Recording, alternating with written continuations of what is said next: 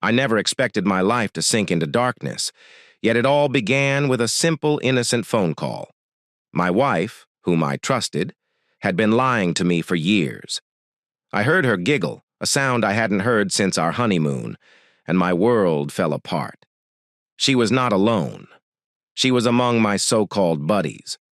I followed them, my heart racing till I caught them in the act. Something inside of me cracked right then. I was not the man they assumed I was. They had no concept of my capabilities. Here's my tale. Enjoy viewing it.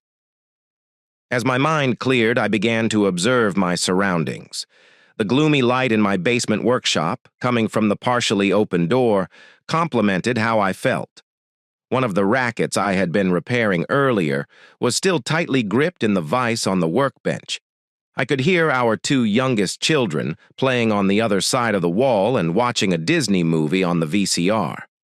I sat in my old, worn-out recliner and gazed up at the clock on the wall. I'd been sitting there for over 30 minutes, my mind spinning in circles and not moving or seeing anything, trying to comprehend what I wish I had not heard. Dinner on Sunday evening was finished. My wife, Sally, was cleaning the kitchen and doing the dishes.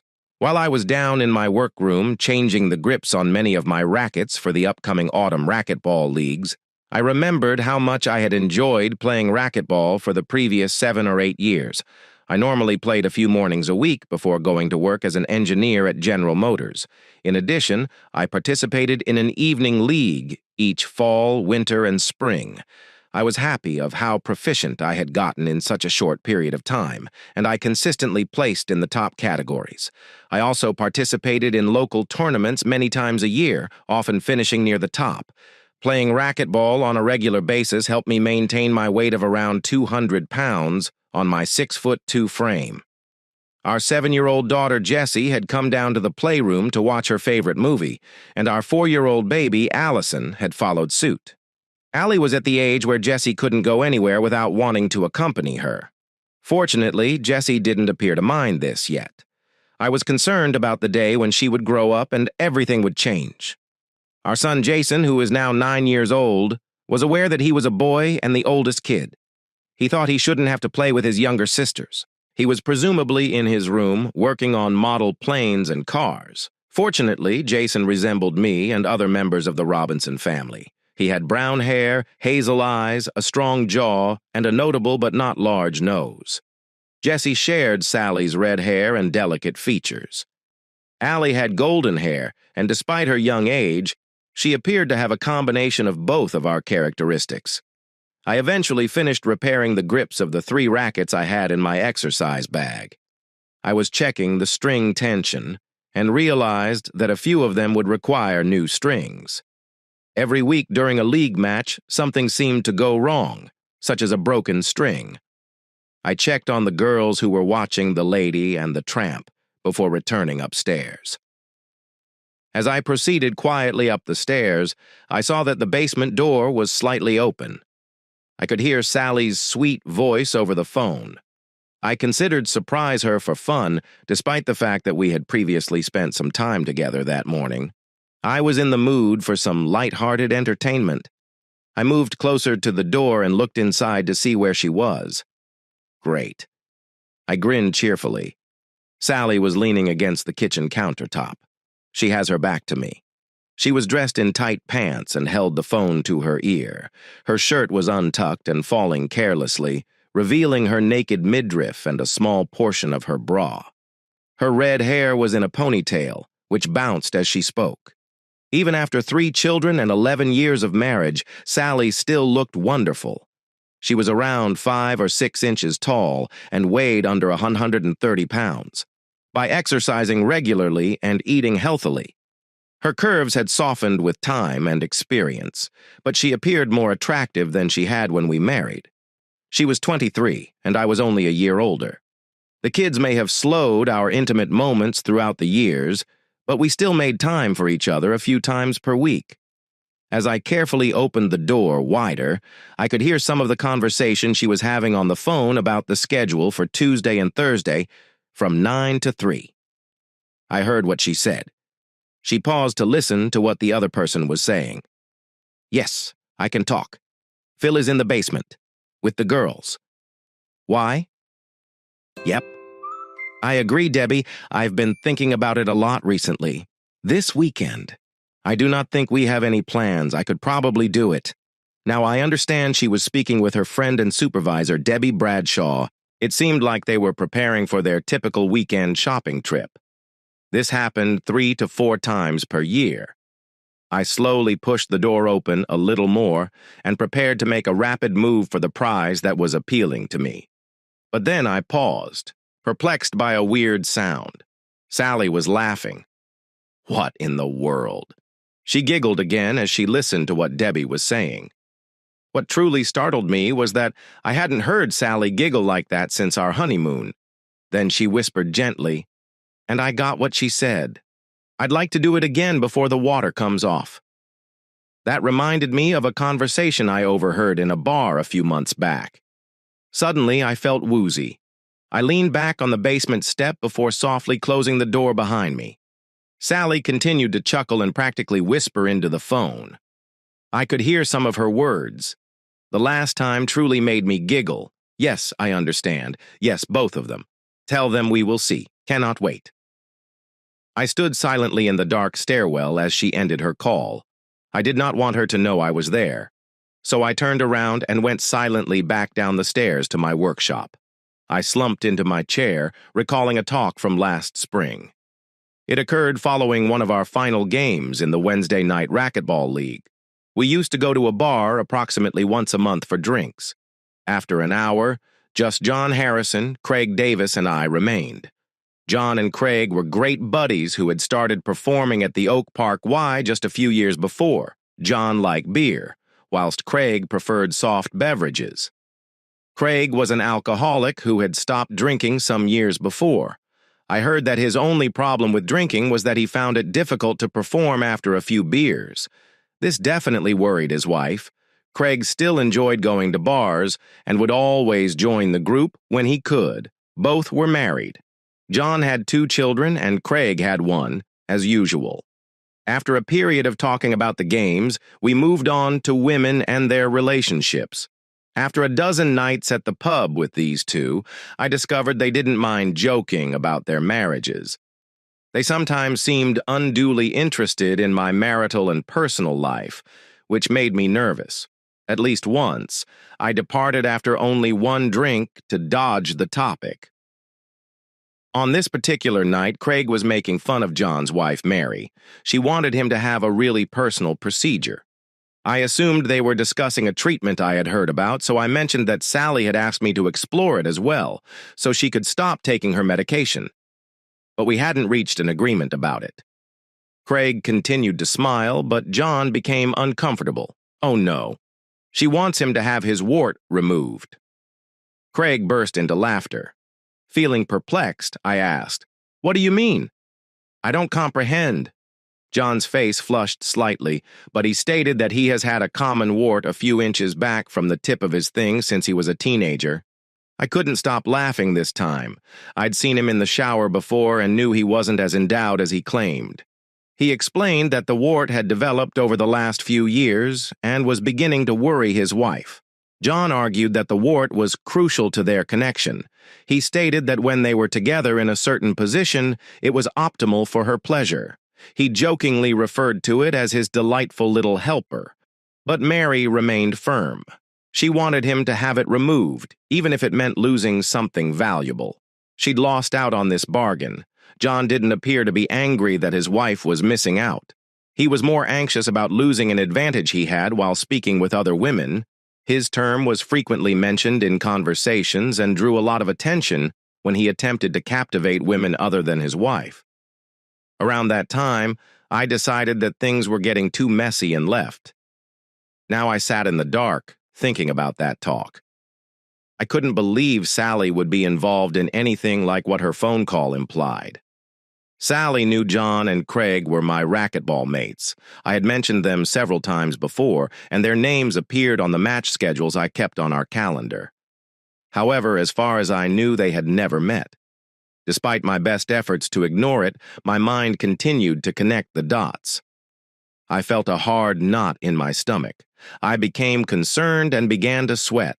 I couldn't believe Sally would act that way, and I prayed there was a good explanation for it. Debbie seemed to be involved in whatever was going on. Debbie Bradshaw, Sally's employer, became the assistant store manager at her company around 5 years ago. She'd relocated from a corporate headquarters near Detroit. Prior to it, she had worked at the business shortly after finishing college. After that, she traveled to the city for management training. Debbie was married to Josh, a certified public accountant, CPA. She met while in Detroit. Sally had informed me that Josh was her second spouse. Sally and Debbie were roughly the same age and became friends while Sally was expecting her daughter, Allie. Debbie was also pregnant with Shannon, their first child. Debbie and Sally's children were born only a month apart, bringing the two friends even closer. We had met Debbie and Josh several times over the years, generally at work gatherings that Debbie and Sally attended. We didn't know the same individuals, and most likely didn't have the same amount of money as them. Debbie was educated and attractive, with sparkling green eyes and blonde hair. It always felt like she needed to be the center of attention. Josh seemed like a decent man, but I assumed he was mostly concerned with his career. John and Craig joined the YMCA's racquetball league roughly 2 years ago. John operated a construction company, and Craig was the managing partner of a building company. His father-in-law was the primary partner. We were all roughly the same age, married and starting families, so we had enough to chat about. It was funny that the only time we genuinely spent time together was at racquetball games or over a couple of beers after our families had never met. When you start hanging out with new folks, you'll often discover that you have mutual friends. One day, I mentioned the business where Sally worked, and John said he knew someone there as well. It turned out to be Debbie Bradshaw. Debbie attended the same high school as John and Craig, although she graduated a year later. He added that they ran into each other a few times per year. The shopping expedition started around 2 years ago, when our youngest, Ali, was going through a difficult period for a few months. Sally was having a very difficult time with Ali. Jessie was in kindergarten, so she was only home for half of the day, attempting to care for 3 children. It was becoming increasingly difficult for her to keep the house in order while still working a few days per week. I wasn't much help back then because I was working additional hours per week on a project I needed to complete. Things got really challenging. One night, after everyone had gone to bed, she began crying on the couch because she was exhausted and irritated. I approached her, placed my arms around her, and held her till she relaxed while we discussed what was going on. She mentioned that if she could simply take a break now and then, she would feel better. I felt bad about not being present as much as I should have, so I offered to care for the kids totally during my next weekend off. She thanked me with tears in her eyes and said she would consider it. A few weeks later, Sally informed me she discussed with Debbie the need for a vacation from the kids.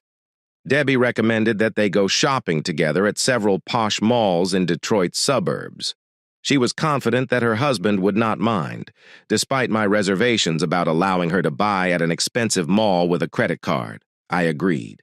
So, on my next free weekend, Sally and Debbie went early Saturday morning for Detroit. They stopped for brunch on the way and then visited one of the malls. In the afternoon, they checked into a motel, ate dinner, and went to the movies.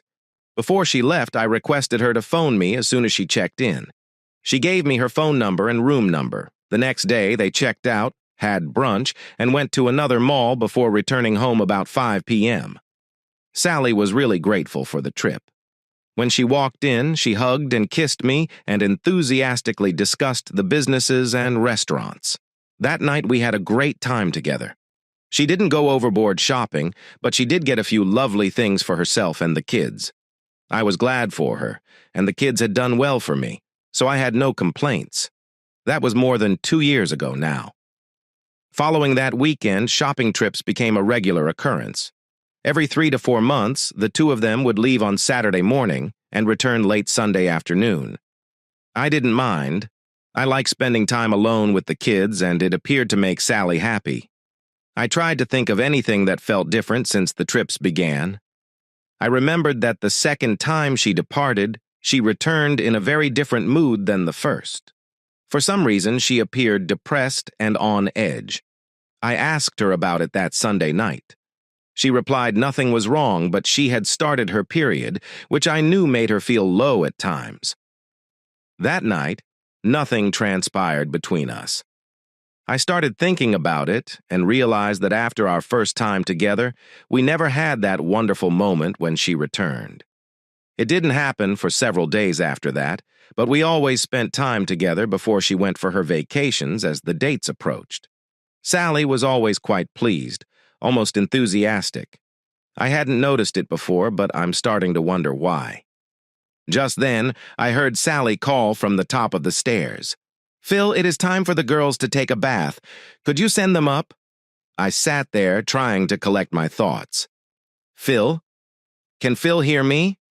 I finally got out of my chair and walked to the bottom of the steps. I called up to her, feeling annoyed. "Yes, I heard you. I will acquire them." I entered the playroom and got the kids moving after some back and forth. After they walked upstairs, I moved around the room, tidying up and putting things away. I mainly did this to pass the time. I needed to calm down and not express my emotions on the outside. Finally, I couldn't wait any longer and returned upstairs. Sally was in the kitchen, looking at a cookbook when I stepped in. She turned to me, threw her arms around my neck, and gave me a fast kiss before I realized what was going on. She pulled back, looked into my eyes, smiled, and asked, "Is there anything wrong, honey?" "You appeared upset." I felt weird and said something about noticing a crack in one of my favorite rackets, but I continued looking into her eyes, wanting to see whether my concerns were legitimate. But there was nothing. She was simply Sally, the lady I cared for. She laughed and kissed me again.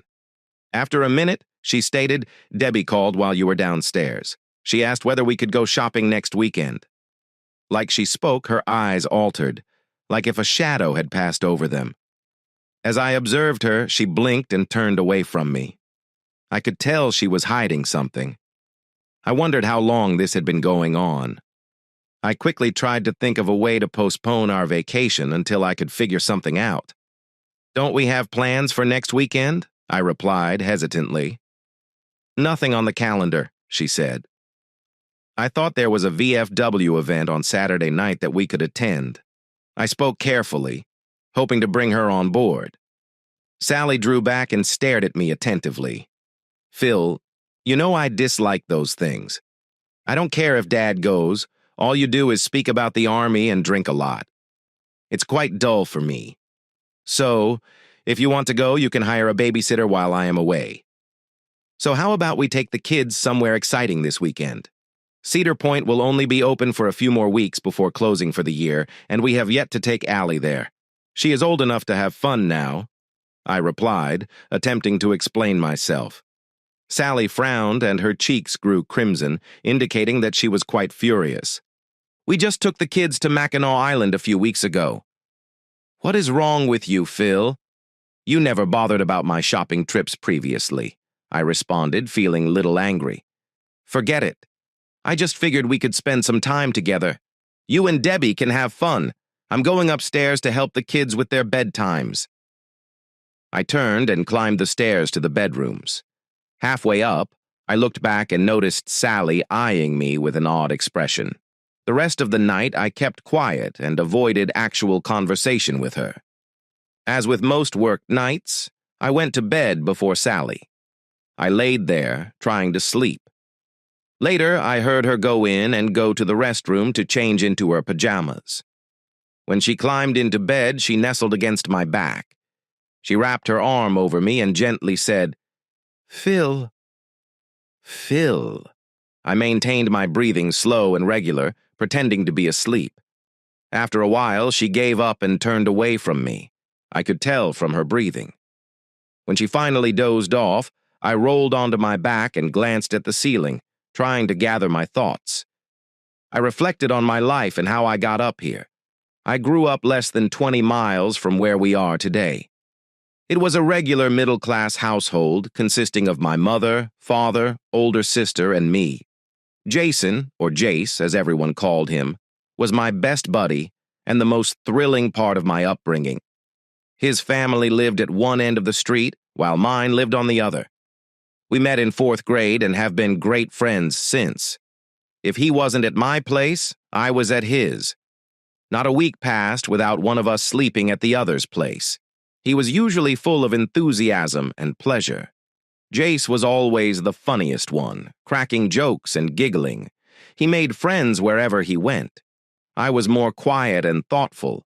We balanced each other out nicely. We grew up playing sports together and began to notice girls. We even went on some double dates. We never became too serious with any one female. We both had our first experiences in the months preceding senior prom at school. We were both ordinary students, although I normally received higher grades than Jace. However, I discovered something I truly enjoyed: drafting. By my senior year, I had taken all of the drafting classes available. I started really considering becoming an engineer. After graduation, I decided to attend a nearby community college with an engineering technology program. It was inexpensive and I could stay at home while commuting. Jace was unsure of his career goals, so he enrolled in general studies. The primary reason was that it allowed us to escape getting conscripted into the military for a while. As my first year of college came to a close, I made a significant error. Jason, I attended a party one Saturday night and was stopped by the cops on my way home. I failed my breath test and had to spend the night in jail. Mom and Dad arrived the next morning to get me up, and they were understandably angry. After all was over, I had to spend all of my savings on penalties, legal fees, and other expenses, and I lost my driver's license for a year. For a while, I rode with Jace, feeling melancholy about everything. But then I realized this isn't working. Being broke and without a driver's license did not motivate me to return to school the following year, so I took a chance and joined the Army. I hoped that with my training I could land a career in engineering and stay out of Vietnam.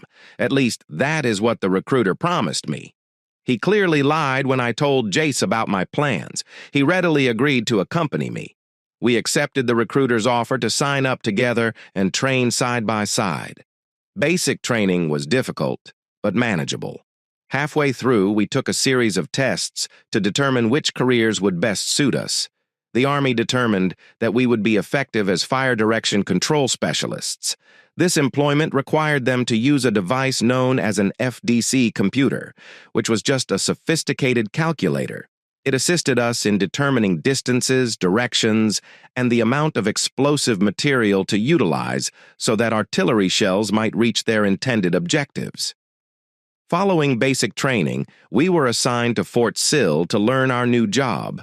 The setting wasn't particularly great, but with Jace by my side, we still managed to have fun. But it was nothing compared to the next surprise we received. Orders for Vietnam arrived just a few weeks before graduation. We flew to Ecor in Vietnam after a 15-day vacation, spent visiting relatives, drinking with old friends, and hooking up with a couple of our previous girlfriends. After some difficult discussions with the personnel office, we were both assigned to a battery in the 2nd Battalion, 11th Artillery Brigade. It was November 1969, and President Nixon had already begun to reduce the number of troops as he prepared to hand over the fight to the South Vietnamese. What a dumb concept that was. We didn't observe any action for the first 5 or 6 months. We completed a lot of sorties from fire support bases all throughout I Corps, but we only had a few attacks up to that point. The finest part of our trip was taking a rest in Bangkok, Thailand after 15 days of partying and drinking. Jace and I returned to our headquarters, exhausted and eager to relax.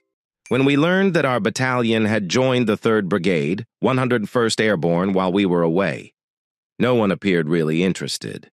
A few days later, however, our group was flown by helicopter to a bare hill in the thickest jungle I'd ever seen since arriving in Vietnam, and I began to feel nervous. 4 months later, I arrived home on a stretcher. Jace was transported back in a bag. Everything I had gone through had left me physically and mentally damaged. I spent weeks in the hospital and several months in rehabilitation. I also spoke with a psychiatrist to help me understand what had transpired. After they determined that I was relatively fit for service again, I was assigned back to Fort Sill as an assistant instructor in a training group. I didn't want to talk to anyone, so I registered for classes at the local college. I spent my free time focusing on academic tasks. After a year, I requested to leave the Army early and return to school. As the Vietnam War came to a conclusion, the Army became smaller. I applied and got accepted into an engineering program at a nearby institution. The Army granted my request, and I was freed 5 months early after serving 2 years and 7 months. I went back in with my parents and applied for veterans benefits. Living at home, I didn't require much. I'd saved the most of my money from Vietnam, and my schooling benefits, combined with a part-time work, paid my expenses. Looking back, I felt like a typical Vietnam veteran, having seen too much and struggling to find my place. The way people reacted to the battle and my injuries, together with everything I had seen and done, made me feel resentful and alone. I stopped caring about my appearance. I grew my hair long and let my beard grow. Most of the time, I wore hooded sweatshirts or an old army jacket. I matched them with tattered denim and old sneakers. I attended school, worked, and came home. I could tell my mother, father, and sister Terry were concerned about me, but I felt isolated from everyone. I continued to attend a VA therapist roughly once a month, but it did not appear to be very helpful. I'd pay Jason's folks a visit about once every week. We would talk about him and our good moments together. They enjoyed the discussions, and I thought that was the least I could do for them. One afternoon, I was seated in the study hall of the International Center on campus. Several days a week, I had a few hours between classes, which I normally spent studying or reading. As I tried to ignore the crowd, a voice sliced through my thoughts. "Is it okay to sit here?" I looked up and did a double take. She had long red hair and a smooth complexion that only redheads appear to have. Her inquiring brown eyes were fixed on me, waiting for my response. I was frightened and observed her nice red lips. I wondered what it would be like to kiss her. I was deep in thought when she spoke again. "Would you mind if I sat here?" I promptly expressed my shyness. "No. Go ahead." She placed her books on the table and drew out a chair to settle down. I observed her out of the corner of my eye. She was perhaps 7 or 8 inches shorter than my 6'2" frame and appeared to weigh about 120 pounds. She looked lovely for the next half hour. She was focused on her books, while I feigned to be focused on mine. Sometimes I found myself admiring her appearance, after I had done this several times. I noticed she was staring at me. She pointed at my jacket and inquired, "Are you a veteran?" I nodded yes, and she asked about Vietnam. I was a little worried when she asked that because people usually have strong feelings about it, but I just replied yes and didn't elaborate. A few minutes later, she exclaimed excitedly, "My father is a veteran. He participated in the Korean War. He was a Marine." I felt a little more at ease and thought maybe this chat wouldn't be too horrible. She then said that he had been wounded. She said it as if it were no great thing. I thought to myself, people who have not served don't get it. But I just nodded and told her I'd been in the Army for nearly 3 years, omitting the details about Vietnam. We kept conversing until she said she needed to go to class. She grabbed her books, said goodbye, and walked out the door. I was sad to see her leave. She was the first woman I had really spoken to since returning home. A few days later, I was sitting in nearly the same position when I heard the same voice remark, "Hey, do you mind if I sit here?" This time I responded more clearly than previously. I attempted to concentrate on my book, but she began conversing with me as if we were already close friends. After a while, she paused and, seeming little bashful, added, I just realized I've been talking a lot and I don't even know your name.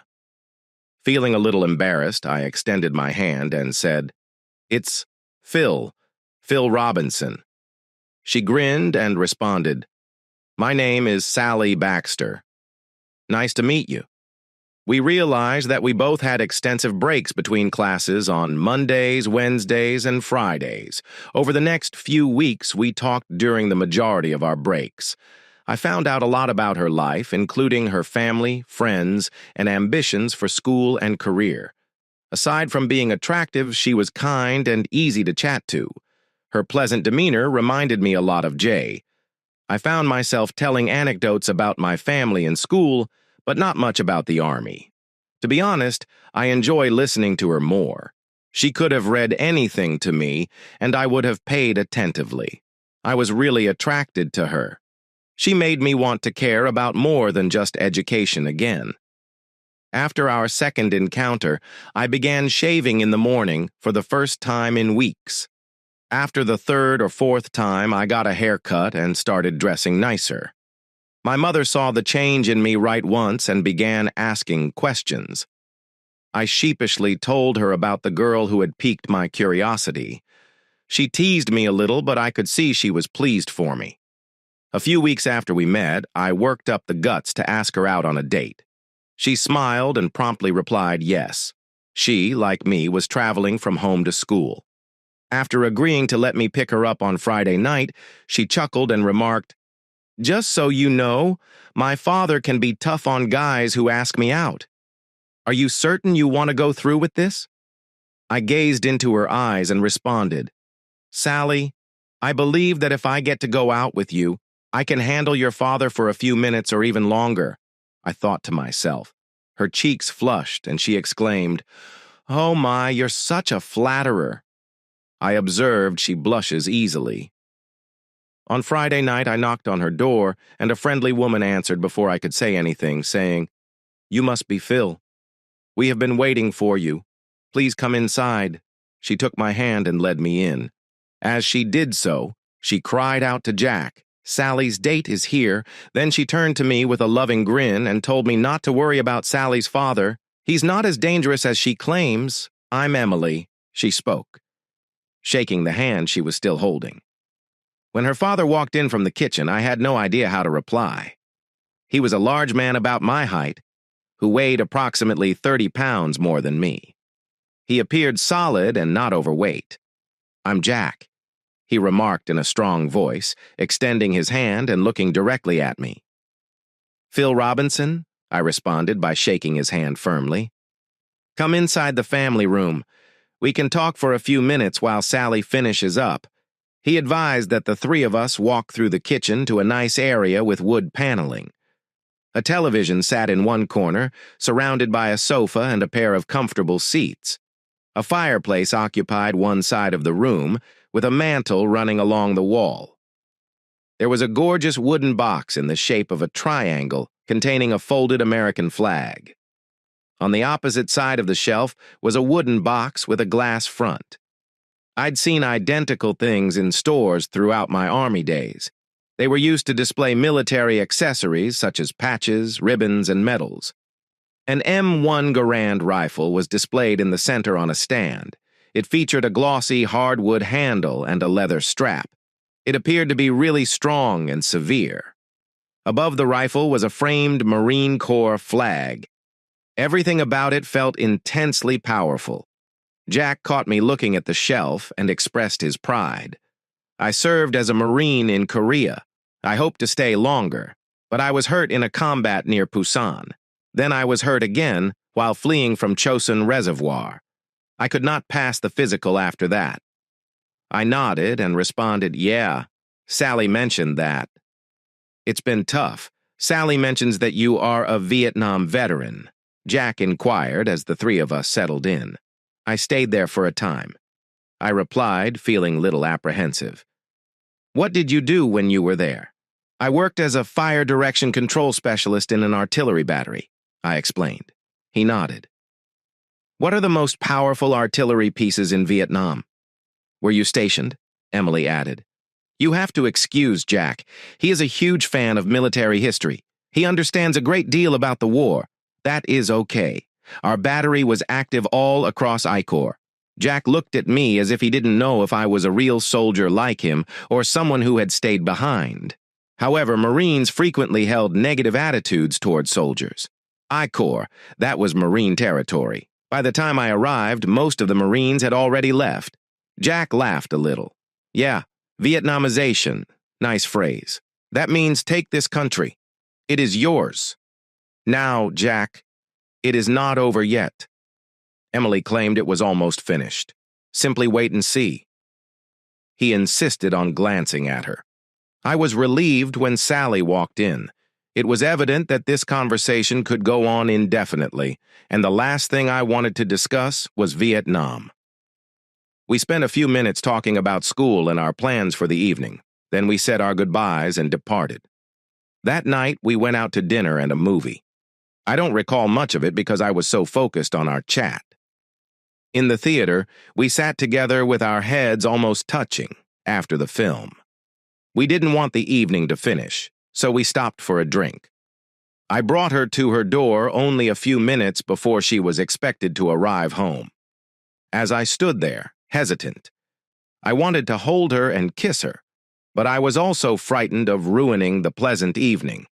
She stretched up, threw her arms around my neck, and placed her nose almost to mine. She gazed into my eyes and spoke softly. Thank you, Phil, for a fantastic evening. Time seemed to stand still as I gazed into her lovely brown eyes. I felt like I could see straight into her heart. Everything about her, who she was and who she could become, was obvious to me. At that point, I realized I loved her. I softly grasped her waist and kissed her. From that day forward, we would have moments like that a few times a week, with her arms around me and my holding her tight. We'd look into one another's eyes, expressing all of our emotions. She eventually pulled away. Looking uneasy, he entered the house. The next day, I called her and we spoke for an hour. We scheduled another rendezvous for the middle of the week and were together almost immediately. A few weeks later, I informed her that I had reserved a motel room for Saturday night.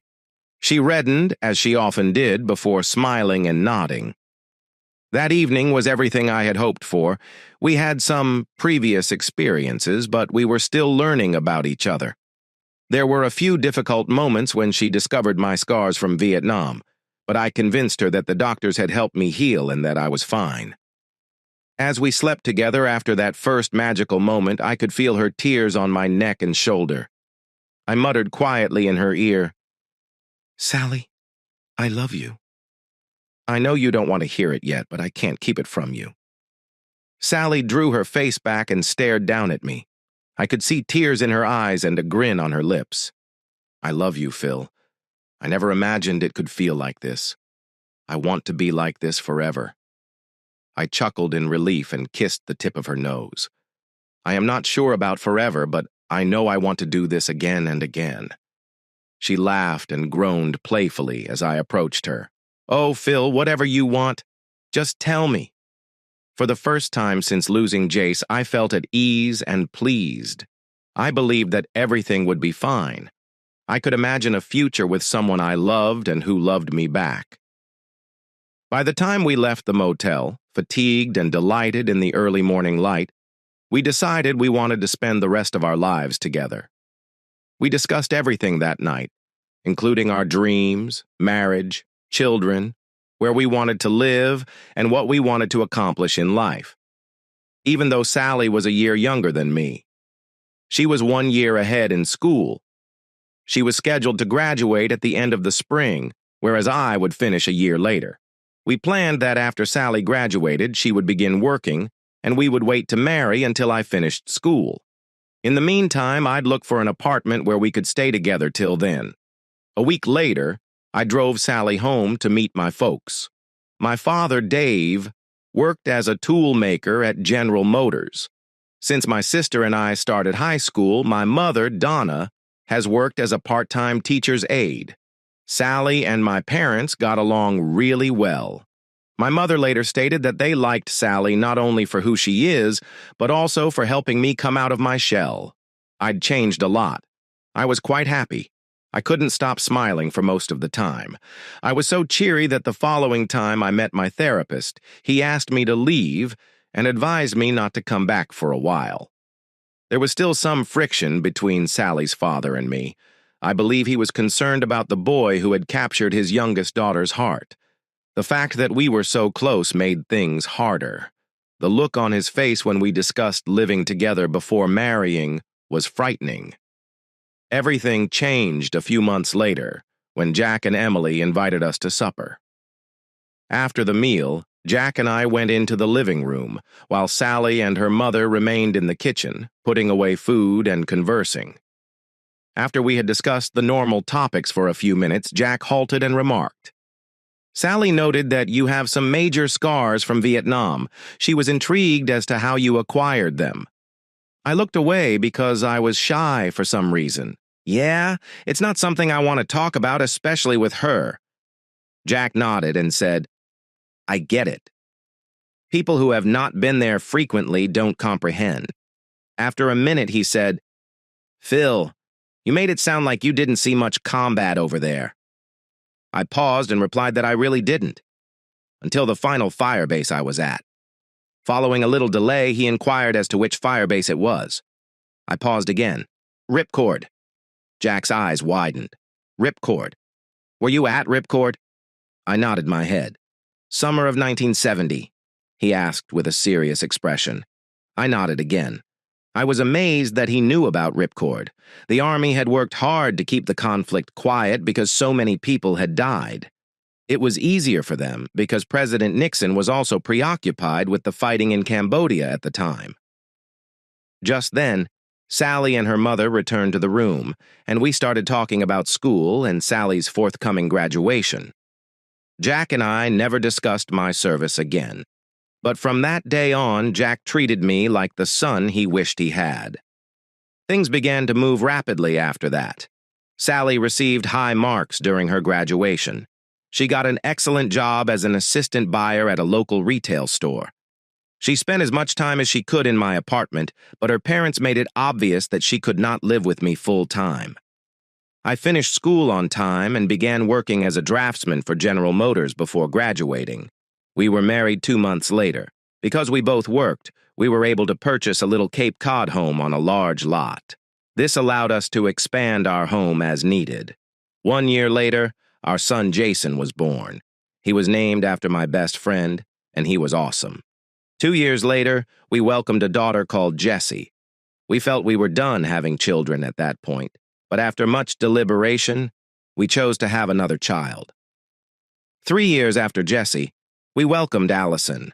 It was wonderful to have a son, but I felt particularly attached to the girls. Sally decided to work part-time in a retail setting after Jason was born. She wanted to continue working at least part-time while raising the children, and she intended to return to full-time work once they were all in school. Right now, she was working 12 to 20 hours per week.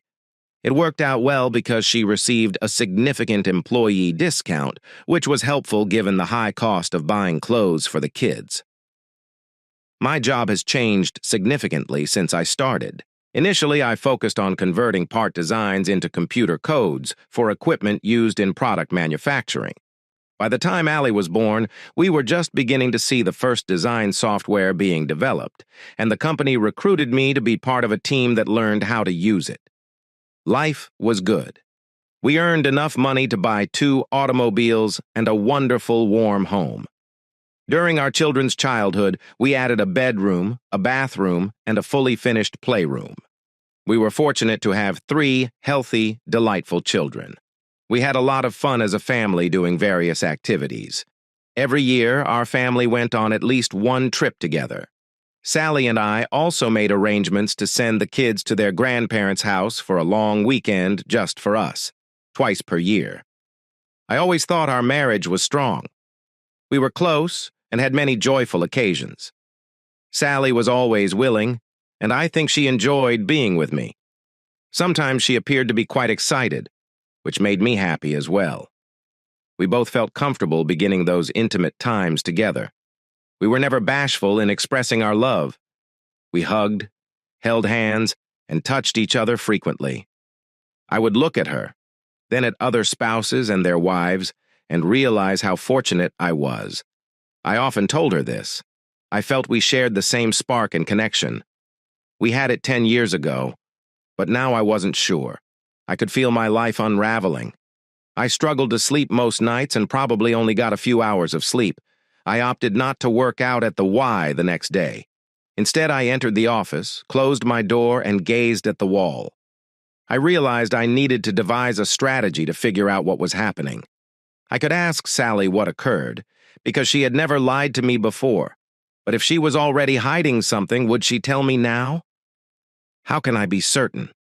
I remembered what I had overheard and noticed in her eyes. I started sketching on a notepad, jotting down some thoughts for what to do next. I needed to take measures to find out the truth. But when I thought about what I'd do if the news was terrible, I felt lost. I adored Sally and my children. The thought of being without them terrified me.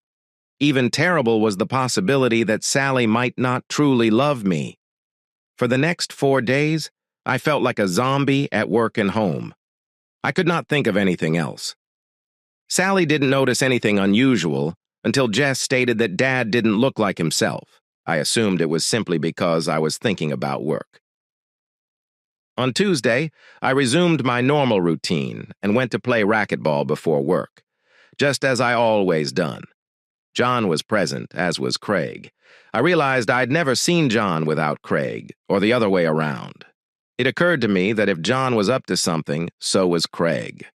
When I walked into the locker room, I noticed them at the end of an aisle, changing and spoke quietly to each other as they looked up to see me. John chuckled, and Craig smirked, as if he knew something I didn't. I now see that his smirk was a typical expression for him. I felt a pressure in my chest and became upset. For the first time, I saw them as rivals. John was about an inch taller and about 10 pounds heavier than me. Craig was somewhat shorter and stronger, but I generally win racquetball since I've been playing for longer and am in better shape. I held my composure while joining a few others for some casual matches. John and Craig were friendly, and we chatted briefly before getting cleaned up and heading to work on Wednesday. I wanted to know where John and Craig would be on Saturday. I called John's residence from my job and spoke with his wife. I introduced myself as a member of his racquetball group and inquired about John's availability on Saturday. She informed me that she believed he was heading to a business convention in Detroit that afternoon and would return on Sunday. My heart sank when I heard that. Following a hunch, I called Craig's home and received the same response from his wife. I carefully hung up the phone and glanced out the window. This was true. It had to be true. The 4 of them were together down there, but I was curious how far things had progressed. It was simply too much for me. I was very irritated. A small voice in my head kept whispering, "Do something." On Friday night, after work, I went to see my parents. Dad had stopped working earlier this year, and they intended to spend the winter in Florida, but for the time being, they were busy sprucing up the house to sell in case they found a place they liked down there. They also enjoyed spending time with their grandchildren whenever they could. I told them I needed to talk, so we sat at the kitchen table with some iced tea while I figured out how to break the news. Finally, I took a deep breath and stated, "I'm not sure how to say this, so I'll just say it. I believe Sally is being unfaithful to me."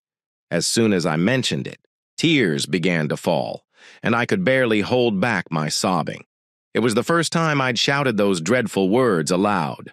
Mom and Dad looked stunned.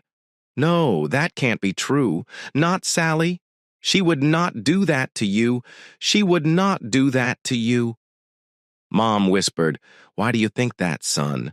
Dad inquired softly. I reflected on what I'd heard and learnt. Mom sat silently, crying and shaking her head. Dad reached out, drew her close, and hugged her fiercely. "Phil, what do you need from us?" Dad asked. "I need to know for sure. I need to be where they are tomorrow night. I realize it's a lot to ask, but could you watch the kids for me tomorrow and keep them till Sunday?" I begged. Dad nodded. "Of course, We'll fail, but I hope this is all a misunderstanding. I nodded back.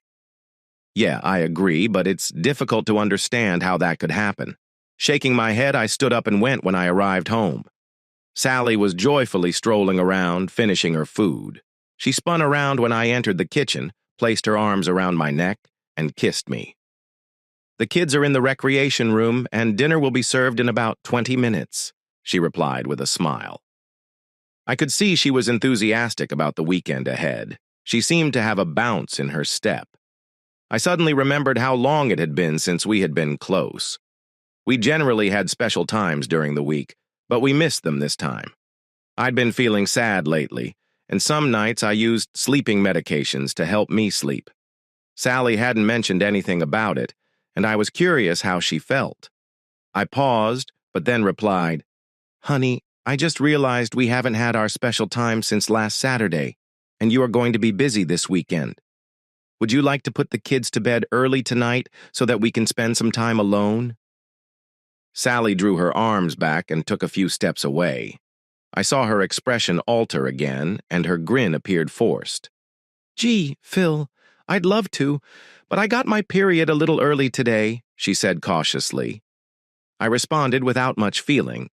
"Oh, yes, I understand." She reached up to gently brush my cheek. "I promise to make up to you as soon as I feel better." Okay, I had to stop myself from pulling away. "Yes, there is a plan," I murmured.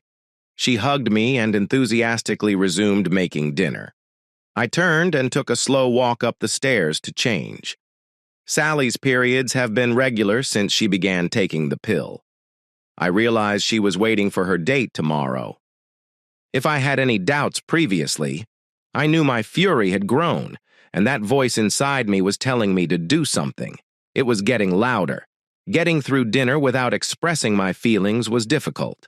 The youngsters chatted away as normal, and Sally had no idea anything was wrong. Could this be our last meal together as a family? I turned away, tears welling up in my eyes at the notion. The next day, we went about our typical Saturday routine. The elder children tidied their rooms after breakfast. Allie pretended to help. After they finished, kids could watch cartoons. I worked in the garage until Sally was about to depart. Then I went back inside. Sally was heading down the stairs with her bag, instructing the kids to behave while she was away. Allie dashed behind her, saying, "Buy me something, Mommy." Sally paused at the foot of the steps, set down her suitcase, and grabbed Allie for a hug.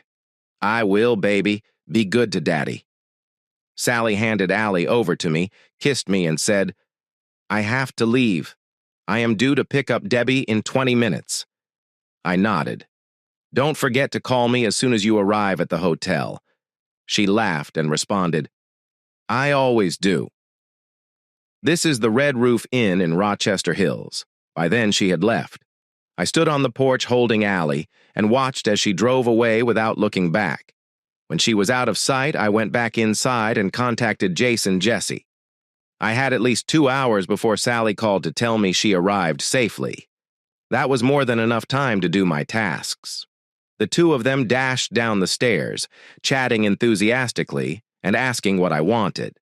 I told them we were going to Grandma and Grandpa's for the night, so they should bring a bag containing pajamas, a change of clothes, and their favorite toys.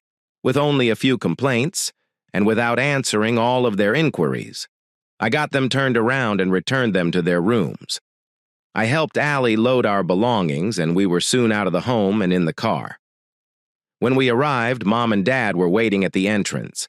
As I was leaving, I managed to unload and set up everything in the house.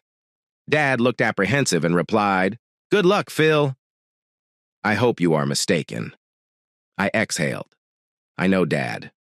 So do I. Thank you for everything. I will call you tomorrow morning." I drove home, stopping at the airport to change vehicles. I did not want anyone to recognize my car when I arrived at my location.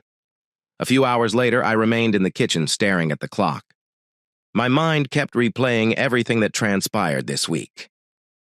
When the phone eventually rang shortly after 1 p.m, I looked at it for a bit before snapping back to reality and answering. "Is that you, Philip?" I overheard Sally say. "Yeah, it's me. You did not even say hi. Is everything okay?" "Everything is fantastic. Just fantastic." "How about you, all set on your end?" I added a dash of sarcasm. "I'm not sure what you mean by all set, but we made it here. Fine." We stopped for lunch on the way down. We're in room 168, and the number is 556-4 or 50168. We talked about minor issues for a few minutes. She then said, "Debbie is waving to me. I need to go. We're spending the afternoon in Meadowbrook Village Mall. See you tomorrow." The phone fell silent as she hung up without waiting for me to say goodbye. I assumed she didn't even say "I love you," and she hadn't said it this morning when she left. I contacted the Red Roof Inn and asked for a room. I wanted to know if Sally Robinson had checked in. They confirmed that she had and asked if I wanted to talk with her. I responded no, everything was okay. I'd see her later. I hung up and called again.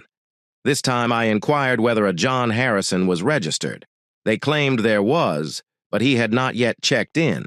I said I'd call back later and hung up. I sat there staring at the phone, attempting to quell the rage that was building inside me. It was a frightening emotion I hadn't had in a long time. I stood up and carefully headed down to my workshop. I unlocked the cupboard containing my guns. I examined my father's old 16-gauge shotgun, my Winchester Model 73 rifle, and the pellet gun that I used to play with as a child. Dad gave me the shotgun when he and Mom decided to relocate before retiring last year. I purchased the Winchester when I was in high school. I'd been hunting deer for a few years, but after Vietnam, I couldn't stomach the prospect of hunting again. I stood there, deep in thought. I knew that if I took a gun, I might never see my children again. I leaned down and opened the bottom drawer, revealing an old battered shoebox tucked in the corner. I carried the box upstairs and emptied the contents onto the kitchen table. I went through the stuff to find what I needed. I took out the Marine KBR knife I had purchased in Bangkok and checked its sharp edge. The handle was a rich rusty color. I returned it to its bag, bent down, and pulled up my pants leg to secure it to my calf before covering it up again. Next, I gathered a few items that I might need, including driving gloves, a water bottle, and a couple of candy bars. It was after 2 p.m. when I got behind the wheel of the automobile and drove the 90 miles to Rochester Hills. I arrived at the Red Roof Inn's parking lot and drove slowly around the building until I reached room 168. I pulled into a parking spot a few rows away from the room because I couldn't see Sally's car. I turned off the car and waited. I didn't want to, but I couldn't stop thinking about Sally and her children. It was about 5 p.m. when I noticed a familiar red pickup pull into a parking spot directly in front of Sally's room. John and Craig exited. They appeared joyful, smiling and chatting. They removed a few luggage and a cooler from the rear and entered the room next door. After about 45 minutes, they returned to the truck. I followed them for a few miles till they came to a place named Tapper's Pub. I parked on the street and watched as they went inside. Then I drove carefully around the lot and noticed Sally's car. I parked on the street so I could see the front door and John's red pickup. I considered stepping inside, but the pub appeared small and I was concerned about being seen. I sat there, listening to an old country music station and a playlist of mournful songs about lost love. It matched my mood. The four of them ultimately left the bar after 9 p.m., laughing and joking while holding hands. Rather than trying to catch up with them, I chose to return to the hotel first. I assumed they wouldn't leave at this late hour. Because I was parked where I was able to get on the road before them. I waited approximately 15 minutes with my windows down, monitoring their rooms. Soon, both the pickup truck and Sally's automobile entered the parking lot. The four of them exited and congregated in front of the room, conversing and joking. I was close enough to see them clearly in the light above the door, but too far enough to hear their talk, only the occasional burst of laughter. They appeared to be having a nice debate over something. After a short period, John made a show of pulling a coin from his pocket. He flipped it into the air, caught it, and extended his hand out to show everyone which side was up. Some individuals rejoiced, others grumbled. Craig then gently drew Sally closer and gave her a lengthy kiss with a smile. Debbie grasped John's arm and brought him to the other room while giggling. The two couples entered their own rooms, turning back to wave at each other. I sat there, astonished by what was happening. What kind of game? Where are they playing? My mind was racing with concern about what might be happening in room 168. The voice I'd heard in my brain all week got louder, encouraging me to act. But what could I do? This was clearly not their first time. They seemed way too at ease with each other. I couldn't reverse what Sally had done. 10 years. 10 years of marriage and raising a family? She had heard all we had created together. I agree. What purpose would it serve now? I believed I had the answer. At the very least, knowing that I tried would let me sleep easier. Then John stepped out of Debbie's room, wearing only his shorts and a t-shirt. He held a drink in his hand. I checked my watch and realized I'd been staring at their door for more than an hour. John looked to see if anyone was observing. He then went over to Sally's room and knocked on the door. Craig emerged a few minutes later, wearing only trousers and no shirt or shoes. He closed the door behind him.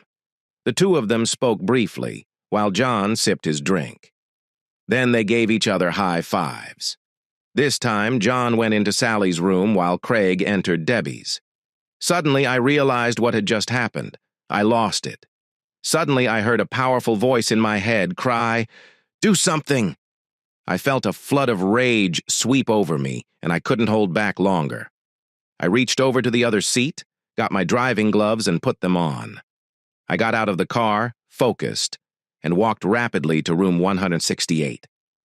I covered the individuals with my left thumb and knocked twice with my right hand as the door began to open, and John inquired, "What are you doing, Craig?" My fist surged forward, slamming into John's nose with vehemence. John's head snapped back, and he tripped 2 steps before collapsing hard on the floor. He sat there with only his boxer shorts on and his eyes shut, hands over his face, blood trickling between his fingers. He moaned and swayed back and forth. I gazed around the room, noting the cluttered bed and the slightly open bathroom door. I could hear the shower running. I took a few steps forward and booted John hard in a sensitive area. He sprang slightly off the ground and let out a loud, high-pitched scream. He collapsed to his side and curled up, clutching himself. I got over him and turned him on his back. I rolled up my pant leg and took the knife from where it was kept. John's nose was mainly twisted to one side. Blood dripped from his chin down his chest. To grab his attention, I lightly touched the knife handle against his shirt nose. He grumbled before cautiously opening his eyes. His eyes widened as he noticed the knife moving in front of him. I grabbed a fistful of his hair and he gasped as I yanked his head back. He pressed the tip of the knife slightly under his left eye. "How long?" "John? How long has this been happening?" I inquired quietly but angrily as I traced the knife along his cheek. "Do not lie to me now." I spoke in a chilly tone. 2, perhaps 2 years. He stuttered, anxiety palpable in his voice and eyes. I hesitated, carefully moving the point of the knife back and forth. "So joining the same racquetball league was not a coincidence, was it, John?" "No, no," he said hoarsely, closing his eyes in anguish again. I thought about it for a bit. He wished to be near the man whose wife he was seeing. "John, you're totally messed up." I shook his head by his hair, hoping to get him to look at me again. "Look at me, John." She was drying her hair with a towel when she spotted me. Her eyes widened in surprise, and she gasped, turning pale. As she stood there, dumb from shock, the towel dropped from her hands. I grabbed John's hair and lifted his head slightly before smashing it back to the floor.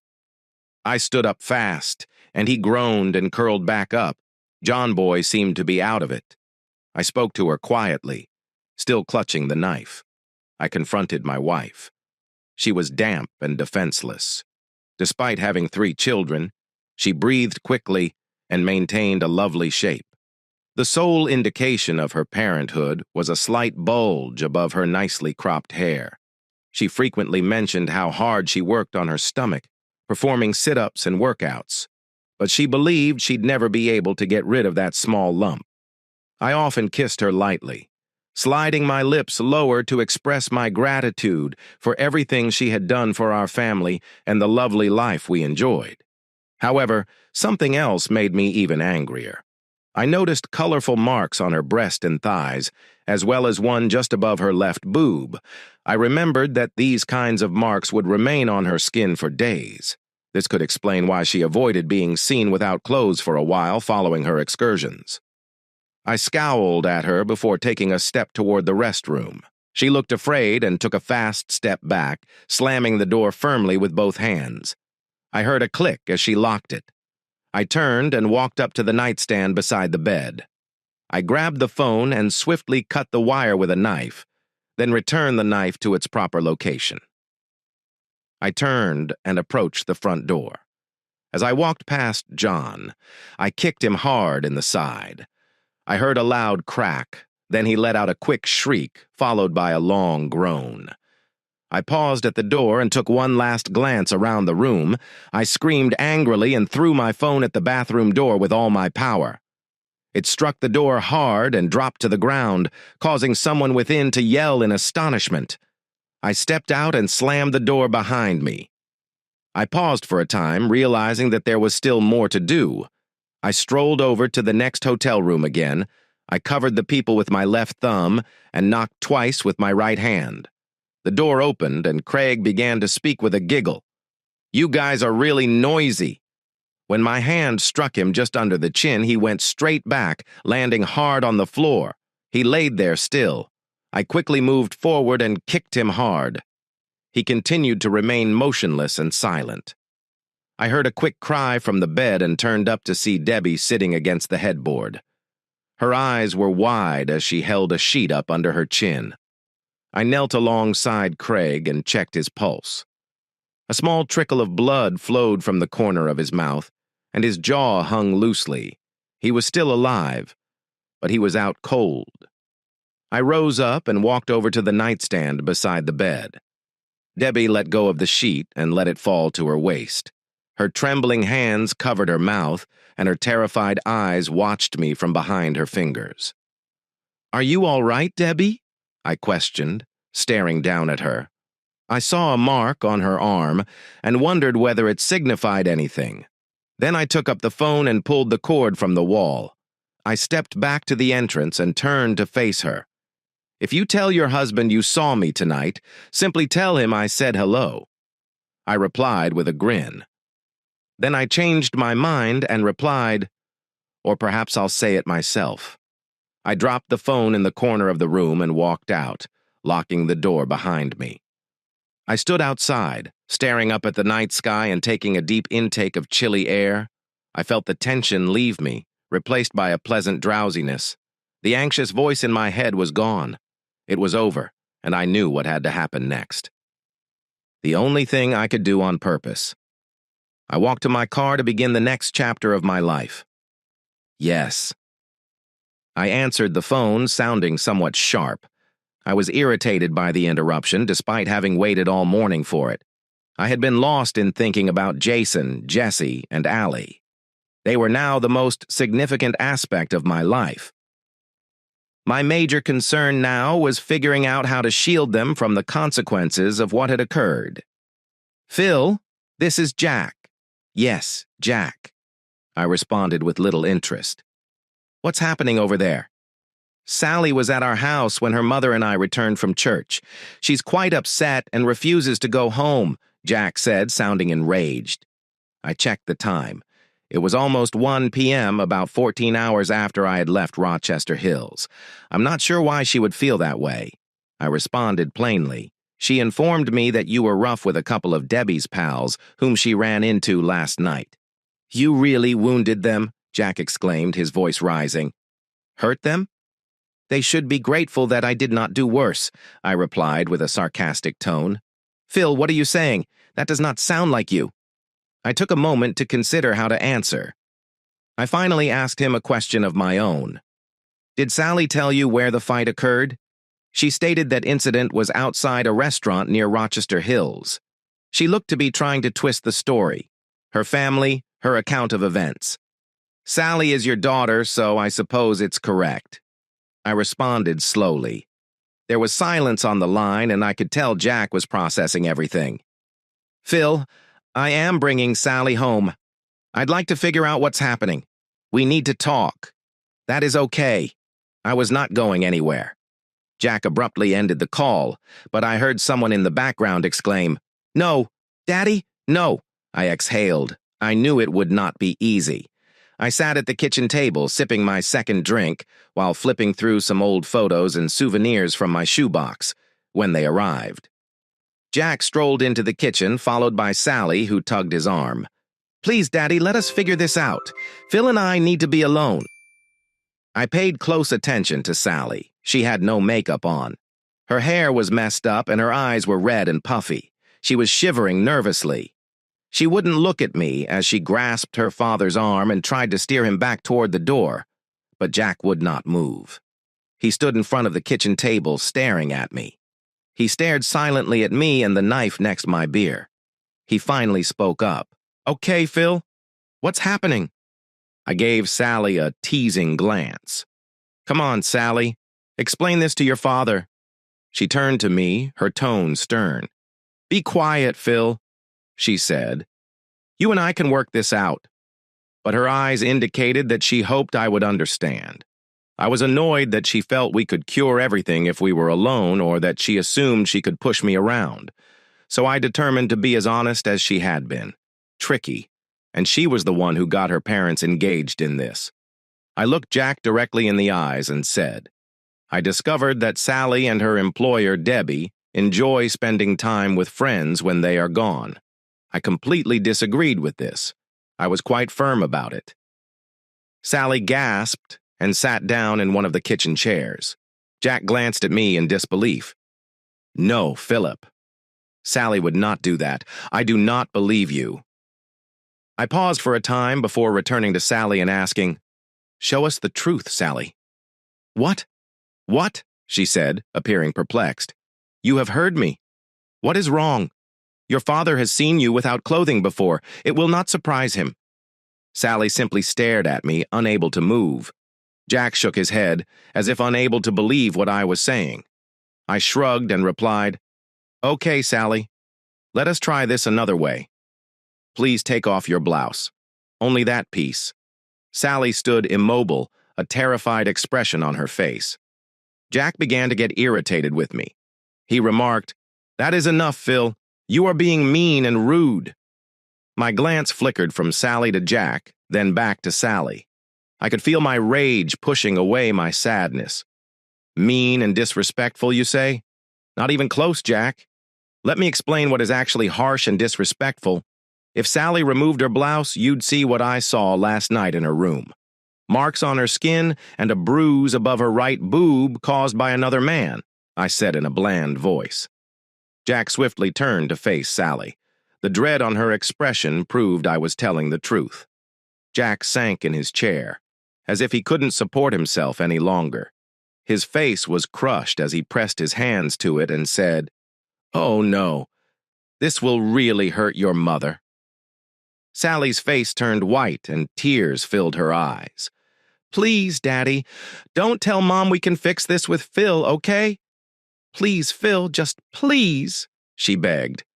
I sat quietly, going through old photographs and fiddling with trinkets from my old box. I remembered a period when I felt severely hurt. After a few moments, Jack sat up straight and wiped his tears.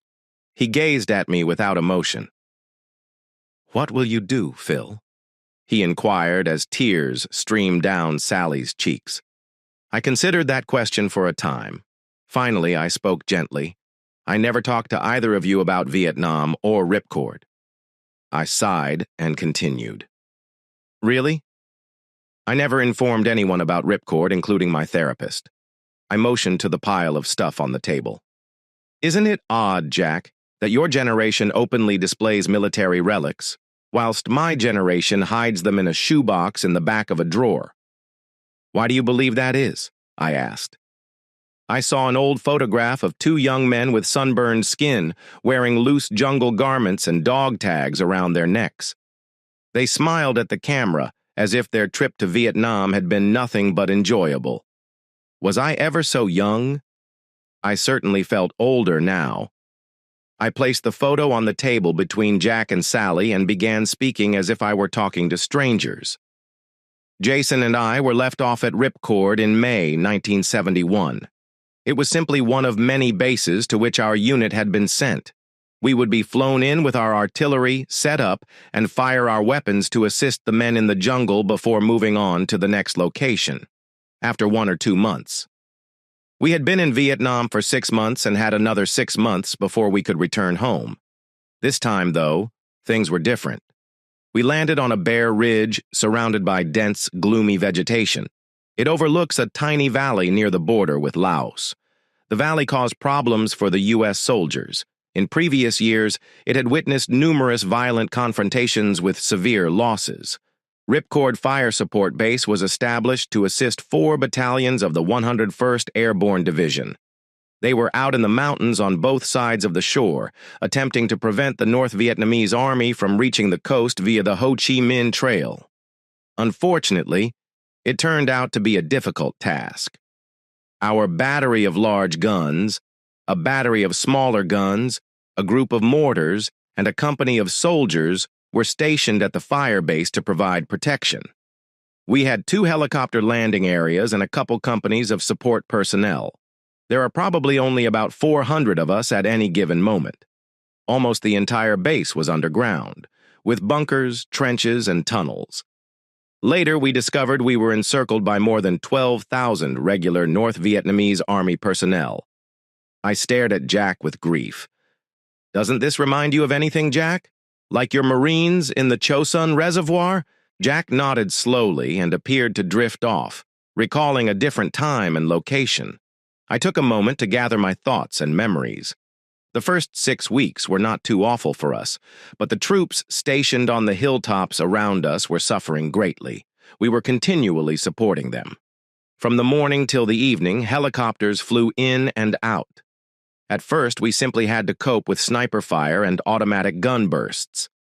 However, when the helicopters approached to land, they were met by a barrage of anti-aircraft fire. Then, on July 1st, everything changed, just about 7 a.m. We were hit with mortar fire for the first time. During the first week, the North Vietnamese troops fired approximately 20 to 30 mortar rounds at us per day. After a while, they started employing even larger mortars, 120 millimeter. These were formidable weapons that had never been utilized below the DMZ previously. The challenging aspect was that with the wind blowing across the valley and all of the noise from the helicopters and our own artillery fire, it was difficult to hear when the mortars were approaching.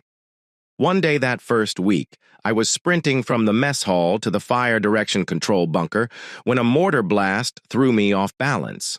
I sprang up and dashed to the FDC bunker as quickly as I could. As I pressed myself against the wall to gather my breath, Jace looked up from his desk and casually commented, "Wow, Phil, you're bleeding." He was accurate about my hurry to rush to safety. I'd left my flak vest behind. I learned my lesson that day. A piece of shrapnel had struck me just below the right shoulder blade. When I eventually arrived at the aid station, the doctor examined my condition and determined that it was better to transport me to Camp Evans, our supply base, for adequate treatment. Within an hour, I was on my way there. They successfully removed the shrapnel, but they also diagnosed me with a concussion. They wanted to keep me for a few days to make sure everything was well. By the time I returned to Ripcord, anyone who ventured outside was certain to be hit by shrapnel. The bombing became increasingly severe as the days passed. We had more than just mortars. We also faced rocket-propelled grenades and other strong weapons. By the end, we were being hit with 70 to 80 rounds every day. More and more of our people were becoming injured. Our guns were constantly firing. We had to aim our howitzers virtually directly up since the targets were so close. Sometimes our troops would deplete their ammunition in just 3 or 4 hours. Large helicopters known as Chinooks flew in with supplies. They carried pallets of ammo suspended on stout ropes while under fire from opposing weapons. They'd drop the supplies without landing and then leave as soon as possible. Anyone who could would rush to the landing area and begin hauling shells and boxes of powder for our rifles. I had a few additional minor shrapnel wounds while completing this work. The incessant sound of explosions, along with our normal jobs and lugging supplies for the cannons, made us extremely fatigued all the time. We heard many jets overhead, including F-4 Phantoms and B-52 bombers, beginning strikes on neighboring hills.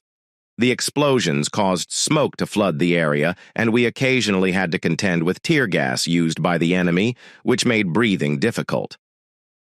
After July 8th, when we first noticed the enemy nearby, we remained on alert virtually every night.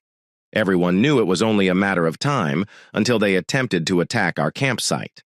We were all tense, waiting for the moment to arrive. As the bombings continued day after day, we began to endure terrible injuries and deaths. Our emotions fell because we felt ignored. By the end, we would have lost nearly 500 pals, either dead or injured. I had to transport corpse bags and stretchers to the helicopter landing location numerous times. On July 18th, the worst thing occurred. A Chinook helicopter carrying artillery munitions was shot at and crashed. It dropped directly on top of the 105 battery and their supplies. The area exploded like fireworks. The thunderous bangs and fires lasted several hours. All 6 cannons were destroyed. Several people were murdered, and many were injured. We were all in shock. When the Chinook crashed, I stared at Jack through tears. Many of us rushed to assist at the battery. Some of the victims were burned when the fuel caught fire. Jason. I bent down to assist one soldier and lifted him onto a stretcher. When the skin on his arm I was holding peeled off in my hands, I will not forget that. Or the burning odor, I replied quietly. Jack gave me a stern look, while Sally appeared afraid.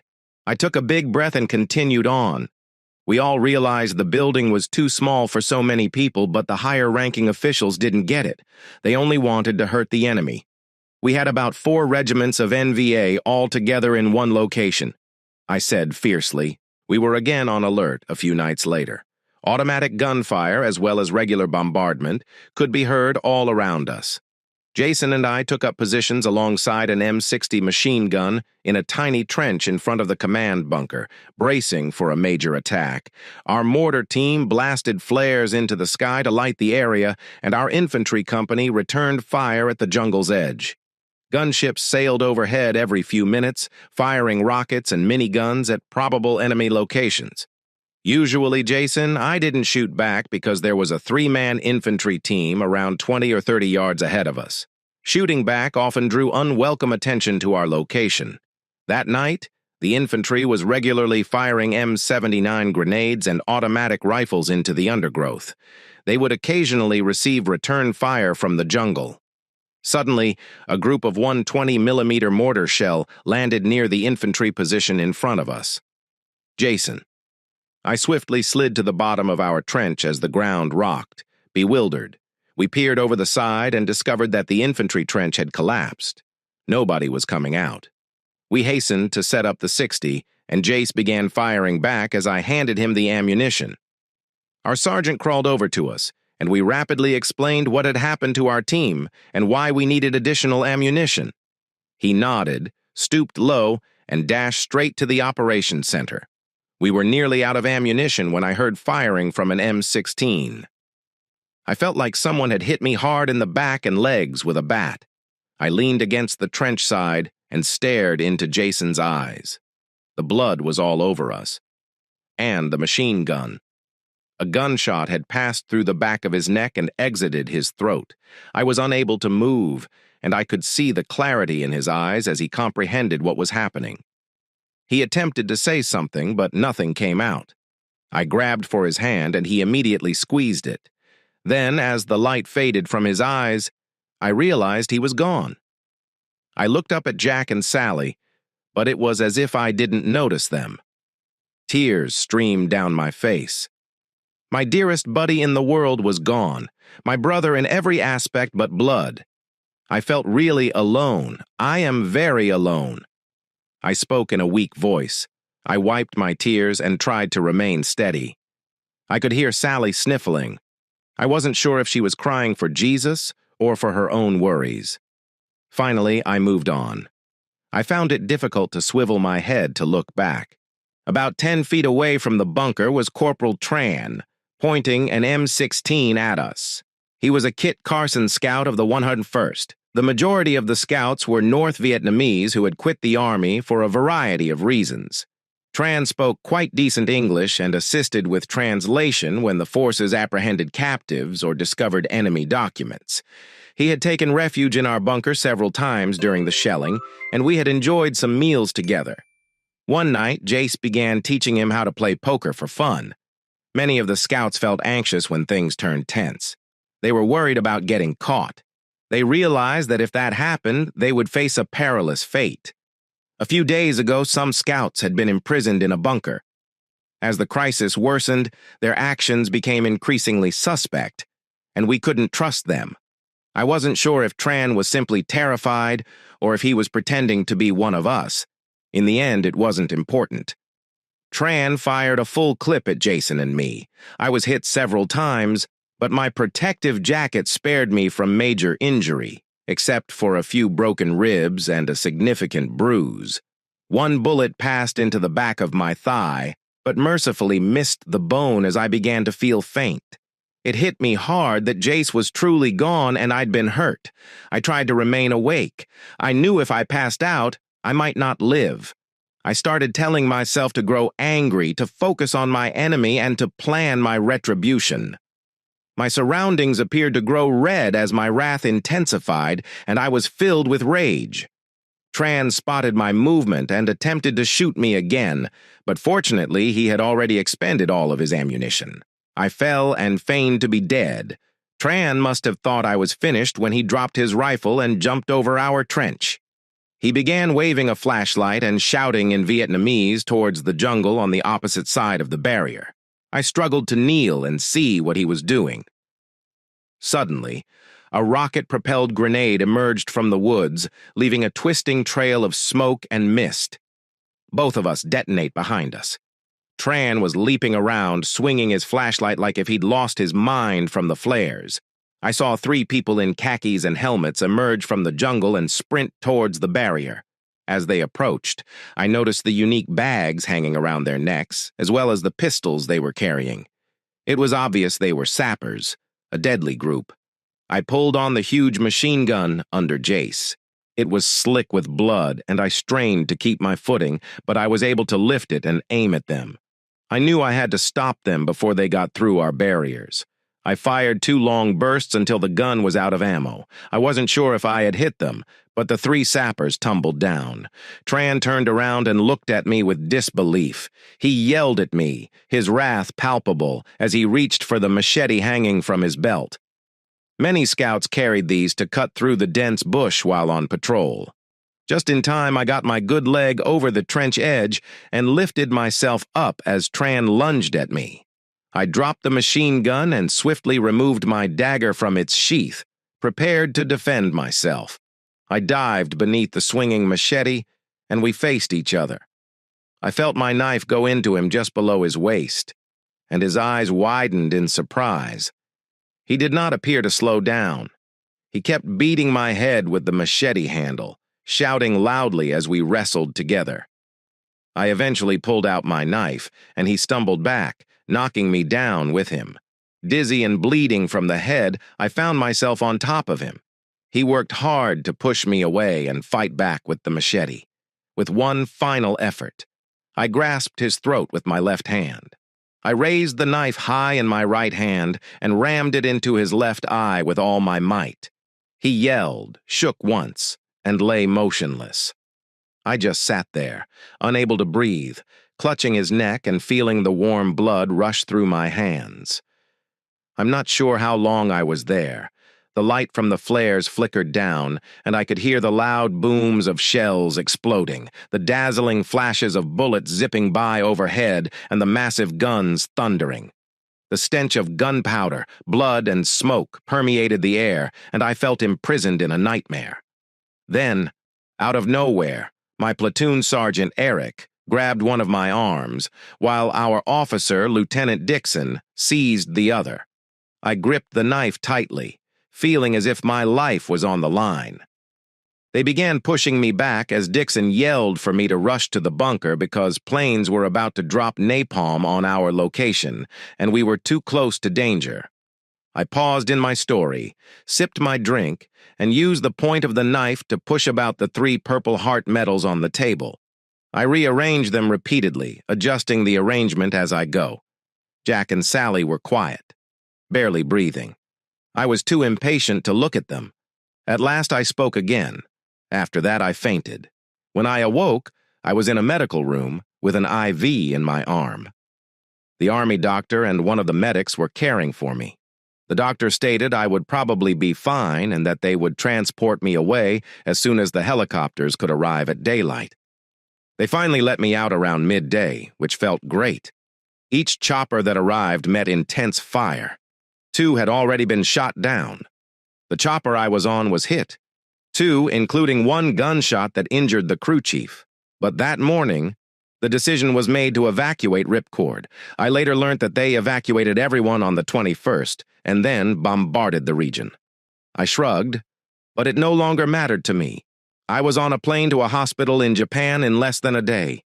I stayed there for a week before being transferred to Walter Reed for an additional month. While I was there, a colonel who probably knew little about Ripcord stopped by to award out medals. They presented me with this trophy for conquering my adversaries. I reached into the box and removed a small piece of red, white, and blue fabric with a silver star on it. I put it on the table next to the Purple Hearts. It looked identical to the one in Jack's shadow box.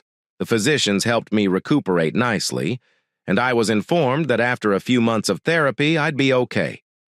I shook my head, but I was not fine. Not in my mind, at least.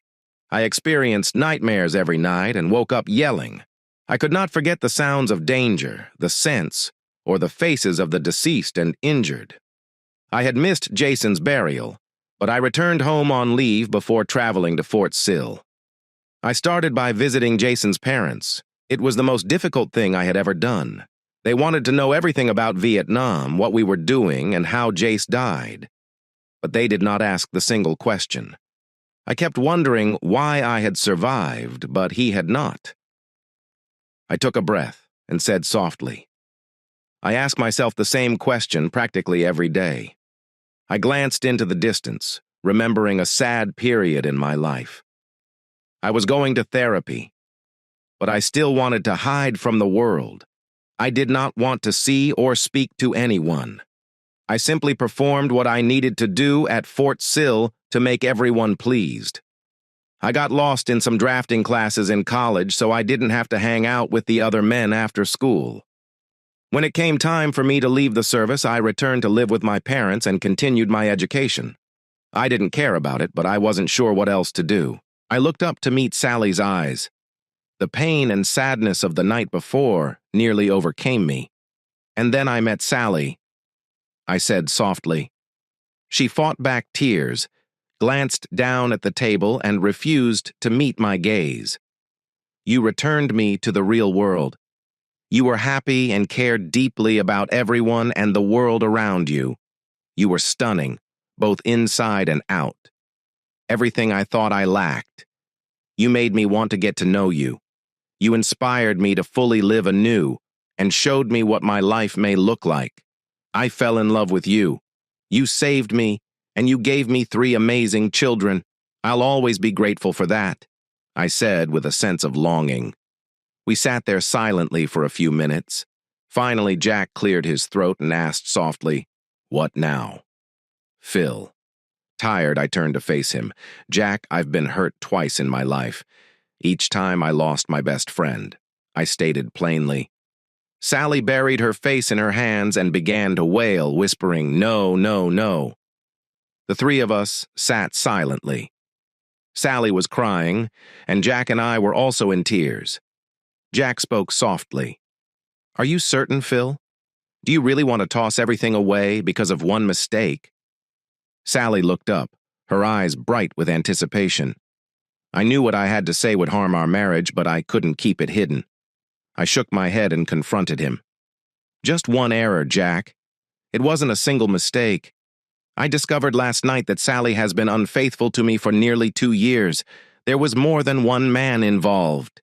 Sally gasped, closed her eyes, shook her head in grief, and sank back into her chair, her complexion even paler than before. I stared at her with fascination. "Did not John tell you, Sally, that he had admitted everything?" Then I turned to Jack. "Does this address your question?" I questioned, and Jack slowly stood up and looked at Sally with a troubled heart. "You are my daughter. Therefore I must love you, but I have lost all respect for you. Your acts are." Jack paused, seeking to find the appropriate words before just shaking his head. Sally reached out with one hand, hoping to touch him, but he pulled back. He looked at me and said firmly, "Phil, you don't deserve this. You do what you have to do, but just do not hurt her." I couldn't bear to witness that. "No, Jack, I'm pretty much finished with that." I responded sadly, "But if it helps you, take it." I returned the knife to its cover and handed it to him. Jack accepted it without comment and turned towards the door. His shoulders drooped. I could tell he was concerned about how he would inform Emily. As the door closed, the phone started ringing, but neither of us looked at it. We just sat there quietly, without moving or talking, and avoided each other's eyes. The ringing soon stopped, making the silence feel even more intense. Finally, I spoke, peering into the horizon. "I expected the cops would accompany you this morning, not your father." Sally cringed at my remarks and spoke hesitantly. "Debbie and I got them to make up a narrative about getting attacked outside a bar. We assumed if they kept it a secret, you wouldn't tell their wives. After giving it some thought, I realized I was fine. There was no way they could revise their tale and yet have people trust them." For a brief moment, it felt as if a weight had been taken off of me, but then I remembered how everything else was collapsing around me. I simply groaned and asked, "So, where are they now?" Sally cleared her throat and shuffled in her seat anxiously. "They are still in the hospital undergoing observation. You harmed them severely. John has shattered his nose, cheekbone, and ribs. Craig had a dislocated jaw, several damaged teeth, and a concussion," I stated directly. "Don't forget about the other injuries, Sally." Sally stared at me with fear and concern in her eyes. "No, no, you caused terrible harm to them." She paused for a bit. "I've never known you to be this way." "Phil, did you really need to go that far?" I looked at her in bewilderment. "Are you actually protecting those people?" I asked, trying to sound amusing. Before she could respond, the phone rang again. "You should take it up. It is probably for you," I said, getting up and going to the restroom. I cleansed my face and glanced in the mirror. My eyes were red and puffy. I appeared exhausted and worn out, older than I actually was. When I returned to the kitchen, I hadn't slept too well the night before. Sally just stood there, staring at the phone in her palm. She slowly hung it up and slid into one of the kitchen chairs as I sat down, without looking at me. "Did you really need to notify Debbie's husband?" I shrugged and responded. Why shouldn't I share the pain? He had previously called John and Craig's wife, and now he has kicked Debbie out of their home. She needs to hire a lawyer just to visit her own daughter. Sally began crying again and repeating, "Oh no, oh no." She glanced up at me, tears streaming down her face, and whispered, "I fired you." She stated it was entirely my responsibility. I gave out a sour laugh. "That's absolutely wonderful. Sally, tell me who introduced you to John and Craig. It was Debbie, right? Sally asked between her sniffles. How did you know? I informed Josh this morning about what you and Debbie did last night. He did not want to believe me. He labeled me a liar and claimed I was trying to end his marriage. However, when I mentioned John Harrison, he transformed entirely. He turned pale and started swearing. I believe it was the first time he became extremely angry in his life. You told me years ago that Debbie had been married before and was not close to her parents. Debbie has a sister, Sarah, who lives far away in another area of the state. They don't see each other often. About a year ago, Josh was conducting a business review in Sarah's area. While there, he met Sarah, who was working on the same project. Sarah knew Debbie had remarried, and Josh knew Debbie's sister, but they had never met. They got along well, and one evening, before Josh finished his work, Sarah invited him to supper with her and Dave. Sarah told an intriguing anecdote. She disclosed that her husband, Dave, was previously married to Debbie. They began dating in college and remained together for 2 years, until Debbie graduated. Following that, they married on their first anniversary. Dave learned that Debbie had been unfaithful. He was upset when he found out she had been seeing someone during their relationship.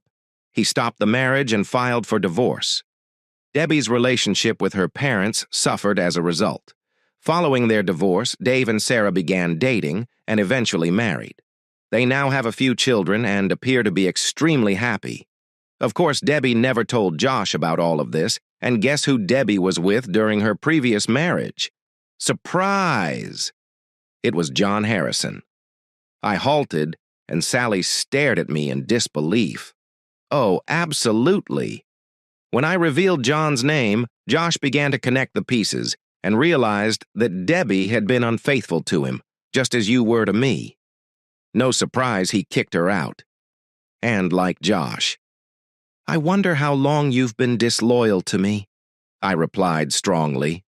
Sally began crying again, saying, Oh, God, Phil, it was only John and Craig, and it happened during our shopping trips. Please believe me when I say I never thought about anyone else until Debbie brought it up before our first shopping excursion. She sat there, wringing a handkerchief between her fingers and alternating between crying and pleading. Please, Phil, I'm not sure how I landed up here. I felt as if I had just awoken from a nightmare. When I opened the restroom door and noticed you standing there, I didn't say anything. I simply stared at her with a serious expression. When she saw my look, she began speaking quickly, almost as if she was afraid. I knew Debbie enjoyed having fun before we started shopping together. She often mentioned how much she cherished those moments throughout her marriage, but I didn't expect her to meet anyone on our trip. I was astonished when John entered the restaurant and Debbie introduced him to me. She mentioned that she knew John from high school and that he was simply visiting the region. I found that unusual, but I kept it to myself. She paused, biting her lip and turning away. That night, John was really nice. He was flirting, dancing with both of us, and showering me with praises. I had a couple more beers than normal, and when his hands moved slightly on the dance floor, I feigned not to notice. When we returned to the hotel, Debbie accompanied John. He had rented the room next to ours.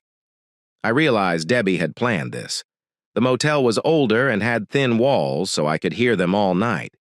Debbie was quite loud. Listening to them got me really enthusiastic. That's probably why you were so into things when you got home that Sunday, right? I replied, feeling a little nauseous. Sally glanced down and nodded. She dried her eyes and continued. John left the next morning. We went to breakfast, and Debbie told me everything about their night together. She couldn't stop chatting about him on the way home. Debbie and I ate lunch together at work a couple of times per week over the next few months. She regularly mentioned John and how much fun she had with him. That was when I first learned about his ward. Debbie playfully told me that I needed to see it for myself because she couldn't explain it. At first, I simply shrugged it off. But the more she mentioned it, the more I thought about it. When it came time to go shopping again, Debbie told me that John was really interested in me and that she didn't mind if I spent time with him. I laughed it off again, but then asked her what she would do if I did. She explained that John had a buddy named Craig who would be there to keep her company. I did not say no, although I'm not sure why. I told her I'd think about it, but I didn't think I could follow through. Sally gazed at me, and I stared back at her without emotion. I knew it was bad, Phil, but the thought crossed my mind that I could do it and no one would know. Sally averted her gaze once more and explained that John and Craig arrived at the restaurant on Saturday night. We had supper and a few beers. Then we headed to a nightclub. We formed pairs, and I partnered with John. By then, I'd had plenty to drink and assured myself everything was all right. Everyone was having fun. When we returned to the motel, John and I went to our own rooms, while Debbie and Craig went to theirs. Sally paused speaking and looked down at her hands. I finally asked, little frustrated, "So, was it all you expected?" Sally glanced at me with tears in her eyes. "It was okay. It was not much better than what you and I had. It was excited since it felt incorrect, and was with a new person. I enjoyed pretending to be someone else. So you're admitting it was better than okay. It caused you to forget about your husband at home. Your husband was caring for our children because he loves you. So you may take some time for yourself." I said this in rage. Sally fought back tears and averted her gaze once more. "Yes," she whispered. "So what about Craig?" "My wife?" I asked sarcastically. Without looking at me, she responded. After a few travels with John, Debbie joked that she began to miss him. I didn't think much of it, but on the next trip, when we were paired off, I ended up dancing all night with Craig. Craig later came to my motel room where we spent the night together. It didn't seem like a huge deal. Then, a few trips later, something changed. John and Craig swapped partners in the middle of the night. I hadn't realized it at first. Late at night, I awoke to discover that the man with me was not the one I had started with. Sally stared at me with despair. I felt like I was living two separate lives. I adore our lives together, you, me, and the children. But I was lured to those weekend getaways. I imagined I could live both lives and you'd never know. How foolish was I? Very foolish. I spoke back to her. After you caught me in the motel, I glanced in the mirror and saw who I had become. She whispered nearly to herself. I stood up and gazed down at her. "Sally, this is an interesting story. Too bad there isn't a happy ending. Or maybe it works for you. I'm going to concentrate on the children now. Tonight, after Allie falls asleep, you and I will sit down with Jason and Jesse and inform them that their parents will be living separately. I believe Allie is still too little to understand. We will not explain everything to them. I'll do my best not to damage them too much. For the time being, I'll sleep on the basement couch until I can locate a more suitable location." Sally yelled at me as I started walking away. "Phil? Oh my. This was a mistake. I love you. Please do not do this." I turned and asked, "Why not?" Sally, crying hard, said. "It was just 3 or 4 evenings per year. I never saw John, Craig, or anyone else except on those weekends. Please, Phil, I implore you. Can't you forgive me and allow me to repair this? Do you forgive me?" Sally: "Forgive you for spending 3 or 4 nights per year with other men, for giving up what I cherished the most, which means you've forgiven me for betraying your trust. Forgive me for doubting that we were meant to be. And how would you solve it? Can you go back and change something?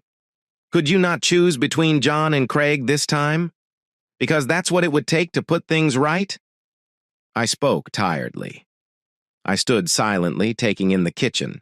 I observed family portraits on the wall, as well as children's paintings and papers fastened to the refrigerator.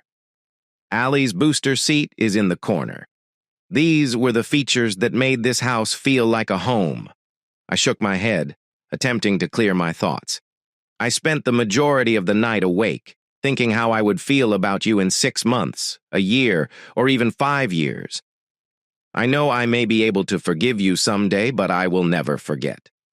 Not in a year, 5 years, or even 10. Every time I see you, I'll think of what occurred last night. Every time I hear your voice, I shall recall it. And every time I hear your name, it brings back memories. I spoke in a weak voice, tears in my eyes. I stated that Sally is something I cannot bear. I remained there, motionless, feeling sorry about what was to come. I scarcely noticed Sally shaking in her seat, weeping and muttering.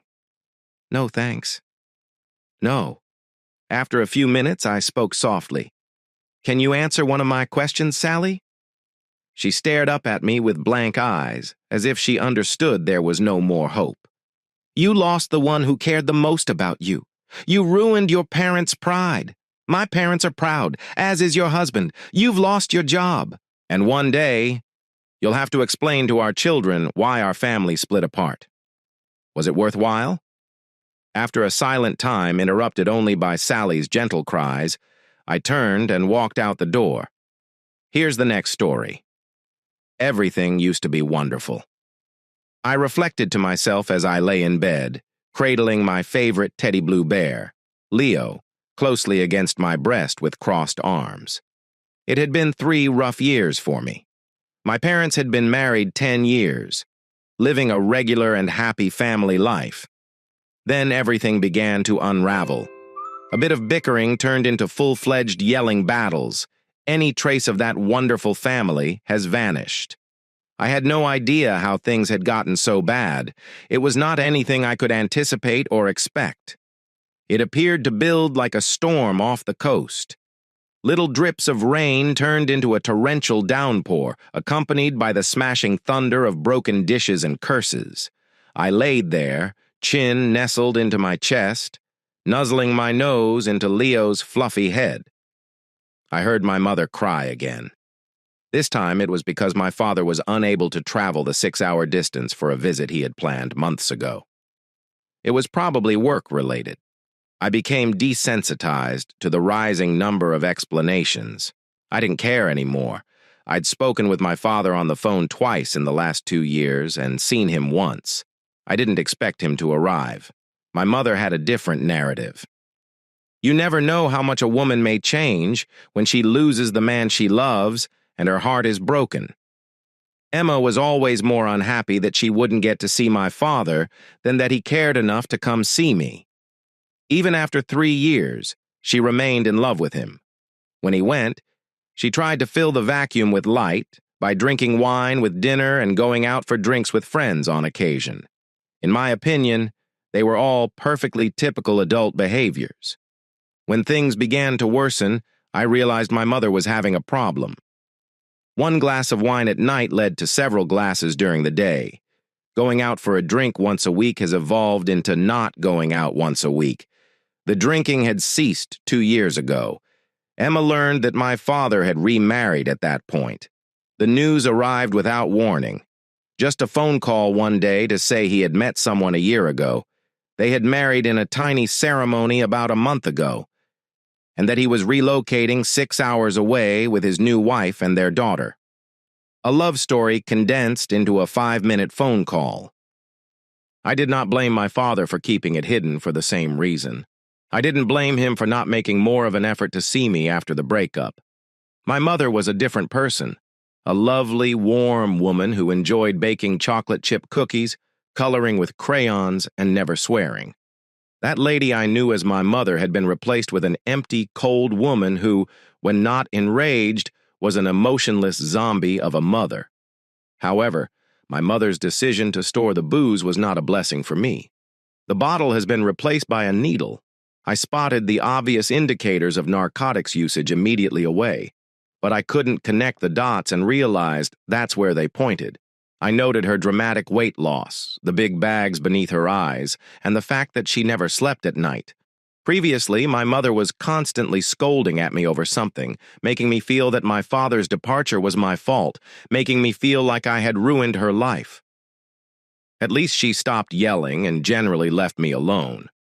While this wasn't the perfect life for me, I saw it as an improvement and assumed things would get better over time. Then, 4 months ago, my eyes opened. I came home from school and needed to use the restroom. The bathroom door was locked, and my mother was inside. "Mom, I have to use the restroom." I spoke through the wooden door. My mother responded in a panicked tone.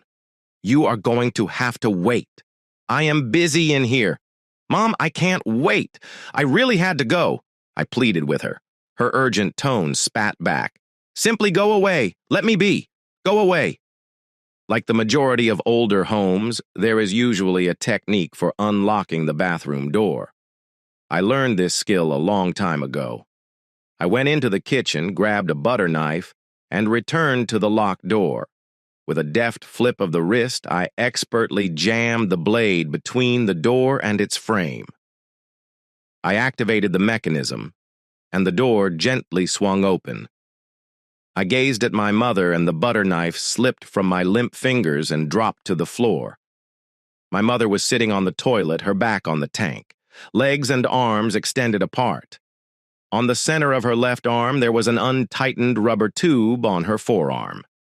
Fresh needle marks appeared on the sink counter next to her, as did a needle, a bent blackened spoon, a lighter, and a small plastic baggie filled with white powdered residue. Emma attempted to reach out to me and offer some sort of explanation, but all she could muster was incomprehensible rambling. She dropped her hand in defeat, slid back against the toilet, and let her eyes roll into the back of her head as the hide took hold. I gazed, mouth wide open, unable to move, think, or feel. I observed my mother's unsuccessful attempt to explain. I saw the evidence, and despite being just 15 years old, I was far from stupid. I knew my mother had just injected heroin without making a sound. I reached up, grasped the restroom door handle, and gently closed it behind me. I moved step by step to my room. I crawled into bed, reached out, drew Leo's furry body against my own, rolled to my side, stared blankly at the wall, and started crying. It wouldn't be the last time I found comfort in the embrace of my blue bear, Leo, or in the solitude of staring at the wall during the next 4 months. Every time I saw my mother and realized she was high, I would slowly walk to my room, grasp Leo, and continue staring at the wall while sobbing. This would occur 3 or 4 times every week for the next 4 months. I'd walk into the kitchen, see my mother's drugged-out smile, and turn around to go to my room without saying anything. She never appeared to notice. Then again, she never seemed to notice anything these days, whether it was my poor grades, the letters from my instructors that arrived in the mail, or the black eye I brought home from a fight at school. Emma strolled about the home in a daze, completely unaware of her surroundings. Today would probably be no different. I was thinking to myself while walking home from school. I disliked school and returning home. I dreaded pretty much everything in my life. I hated the notion of returning home to discover my mother. Hello again. I knew her drug use had likely increased significantly in recent weeks. I was not irritated with her. I loved her more than anything in the world, and I was devastated that she was so broken within that she had to turn to drugs. I only wanted my mother back. As I approached my destination on the sidewalk, I made a turn and went to my front steps. I bit my lower lip. This is it. Let's see how high she is now, I thought to myself, considering the state of my drug-addicted mother. The doorknob turned gently as I opened the door and entered the house. It was silent inside, as it always was. Emma stopped listening to music and turned off the television months ago. I slipped my shoes off at the door and let my backpack fall from my shoulders to the ground. I closed the door behind me. "Mom, I'm home," I called out, as I did every day, hoping against hope that she would call me back as she used to. More than 3 years ago. Silence. I feared it. Usually she would respond half-heartedly, and the quiet suggested that she was preoccupied with her attempts to get high. I slowly walked from the front of the home to the kitchen. I noticed a piece of paper on the table with a snatch. I held it in my hand. Notice of eviction. All residents of this property are thus commanded to depart the premises within 10 days of receiving this letter. This was what I had feared. I feared Emma would spend all of her money on her drug habit. My fears had come true. We had less than a week to find a new home to reside. I wondered how much worse my situation might become. Then I noticed it from the corner of my eye. It was the toe of her slipper. It was jutting out from behind the large gray recliner in the living room.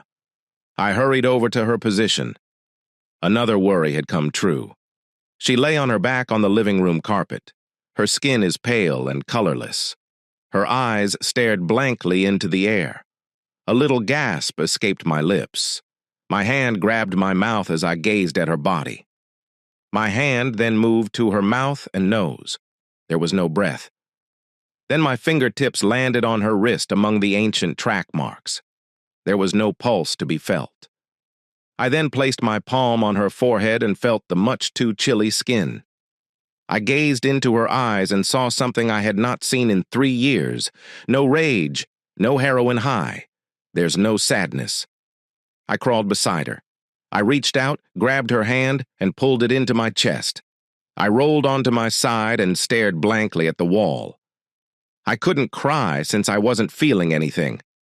Large raindrops spilled on the top of the light gray casket. The irony of a rainy day burial was lost on me as I peered at the wooden box containing my departed mother.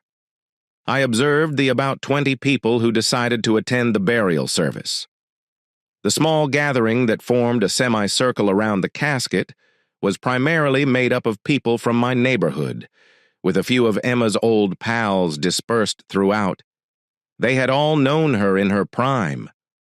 All of them appeared to have abandoned her during the last 3 years. She slid farther into her own particular void. I considered myself hypocritical. I could feel the resentment and contempt growing within me. Hatred was the only emotion I had felt since leaving her dead body. Being among this group of folks did nothing to change it. That feeling lingered within me as I reflected on the ones who ignored her when she needed them the most. Those who did not feel the need to try to save her from the vices that had destroyed her life. They did, however, appear when the demons eventually took it. Hatred is a powerful emotion, and I felt nothing but it for these people. The seed had been seeded 8 days before. After 2 hours, I left her side and went next door to inform my neighbor. That seed was carefully watered while the cops arrived at my house, roped it off, and grabbed the attention of the entire neighborhood. They all gaped and gazed. They passed their judgments and made disparaging remarks. They were there to watch her body carried out, wrapped in a thin white sheet. Nobody cared when she was alive, when she needed them the most. They all stood in the pew of righteousness, feeling better about themselves because they weren't the ones suffering.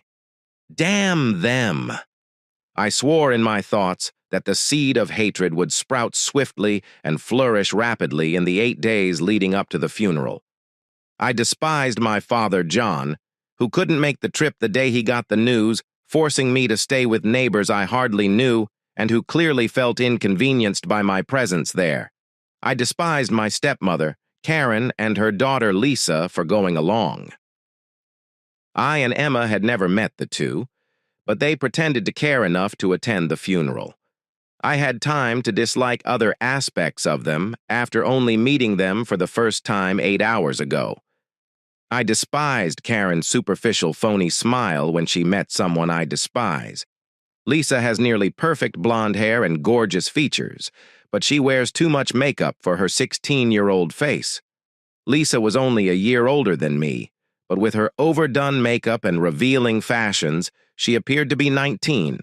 I, with my dark brown hair and humble appearance, my baggy sweatshirts and out-of-date pants, was the polar opposite. Lisa's actions immediately made me loathe her. Hatred is an interesting concept. As I stood amid the burial attendants between my father and stepmother, all I could feel was hatred. It didn't matter that my deceased mother was about to be dropped into the grave. Emotions may be drugs. For 3 years, I was a regular user of sadness. When she died, sadness was no longer effective. I needed a hard drug. That drug was hate, and I was addicted. The drive to my father's place was excruciating. Lisa sat next to me, holding her trendy pink cell phone that slid open 3 different directions, and we had been conversing for 3 hours.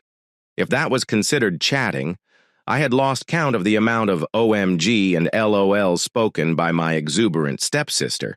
It had also been a drive of meaningless, one-sided conversations with my stepmother. So far, we are pleased to have you living with us. Karen spoke to me with such phony politeness, it nearly gave me a cavity. I'm also happy. I said to my father the first words he had uttered to me since the burial. We had to alter Karen's doll room to make it into a bedroom for you. But it was no problem, my father remarked nicely. Not for you, perhaps, but try putting together a room for a teenage girl on such short notice. I did not have time to paint. I didn't have time to choose new drapes. I didn't have time to really decorate, not to mention finding an appropriate location for my offspring. My stepmother shot at my father. I mumbled, "Confused babies." Karen collects porcelain dolls and has a whole room full of them. It's okay, though. You needed the room more, my father informed me in the rearview mirror. I could see my stepmother roll her eyes at my father's final sentence. My father continued, "That's not much. A dresser and bed, a little nightstand, and a lamp. We'll work on making it more like you want it as you settle in. Perhaps decorate it with those funny puppies you adore. I haven't had any interest in pups since I was a child." I started to respond, but was very immediately interrupted by Karen exclaiming, "Puppies? John, please. No girl in my house will adorn her room with puppies." I had already planned some extremely current color patterns with Karen when I stopped listening. I could see my stepmother becoming excited about the interior decor of my new room. I didn't care, and drowned her out. The second 3 hours of the journey had been easier on me. Karen applied a thick cloth beauty mask and fell asleep. Lisa shifted from conversing on the phone to clicking away at the keyboard while listening to her bright pink iPod's white headphones. My father drove quietly, listening to the low drones of a sports discussion show on the radio. I studied my father in the mirror. The last 3 years had altered him. He was tanned and slimmer. He appeared to have lost his humorous, carefree personality, which I had come to expect. Growing up, it seemed to have been replaced with a heavy sense of gravity and a near alienation from everything and everyone around him. It was almost as if he was drowning out everything. "I miss Mom," I blurted out. I wasn't sure why I said it. I did not intend to say it. It just came out as soon as the words left my mouth. I felt dumb for saying that in this car with these folks, I agree. I heard my father speak solemnly. I stared at him in the rearview mirror. I noticed his eyes were filled with grief, the kind of melancholy you only experience after a terrible loss. Then I saw it. My father's eyes welled up with tears as a couple dropped to his shirt. He hastily massaged his eyes and went for the radio, turning up the volume. Perhaps I didn't detest him that much after all. I caught myself drifting off as we drove down my father's drive. There, road. I just realized that this was now my new street. Everything in my life was always changing, so that was a little surreal. The automobile traveled through a middle-class area with spotless white picket fences and finely maintained lawns. They came to a stop in the well-paved, light gray driveway. There was a basketball hoop to the left of the car. In front was a white door leading to a 2-door garage. A lovely 3-bedroom white house with navy blue shutters sat next to the garage. It looked like something from a magazine. Suburban paradise. I slung my canvas duffel bag over my shoulder as I got out of the car.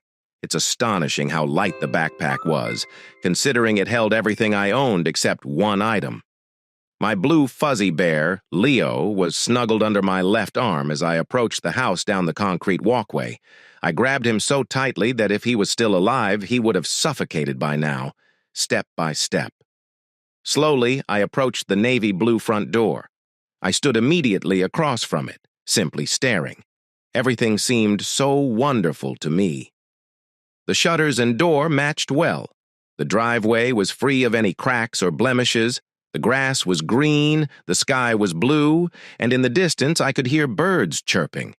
I'd been having a nightmare, and now I was standing in what appeared to be one. I was brought back to reality when Lisa ran past me, hard banging my shoulder, and sent me tumbling forward. I barely managed to keep my feet and avoid colliding with the concrete front step. "Why don't you and your foolish bear look out?" My stepsister spoke bitterly. I gathered myself and looked Lisa up and down. So many angry ideas raced through my head. For a brief period, the most dominant thought was to tear that gorgeous blonde hair from her skull. I had taken a break from that dark, personal realm of hatred, but it had returned, like an old acquaintance, with the same emotion boiling within me. I entered the house, managing to resist the impulse to inflict pain and suffering on my stepsister. I slammed the front door behind me, already cynical and skeptical that this new existence would be any better than the old. If looking at a wall was an Olympic event, I would be a gold medalist. I lay in my new room, a former den for porcelain dolls, staring at the beige wall. It had been 4 hours since I tossed my canvas duffel bag onto the foot of my new bed and laid down, hugging Leo and focusing solely on the wall. The room had normal size, however, it was only furnished with a twin-size bed, a little nightstand with a smaller lamp, and a cream-white dresser.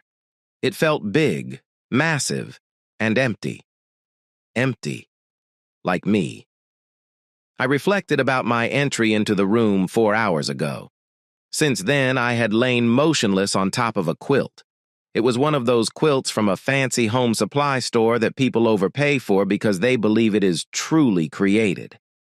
I was immediately reminded of Karen because it was artificial and cheesy, as if she had tried far too hard to be something she wasn't, in an attempt to dazzle everybody.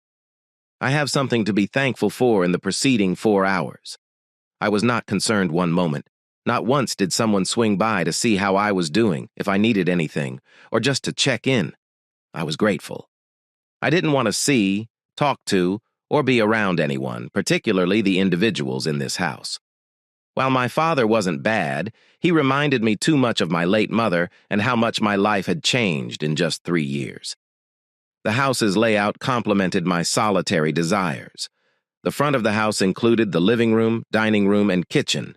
My father's, Karen's, and Lisa's bedrooms were all on the right side of the house.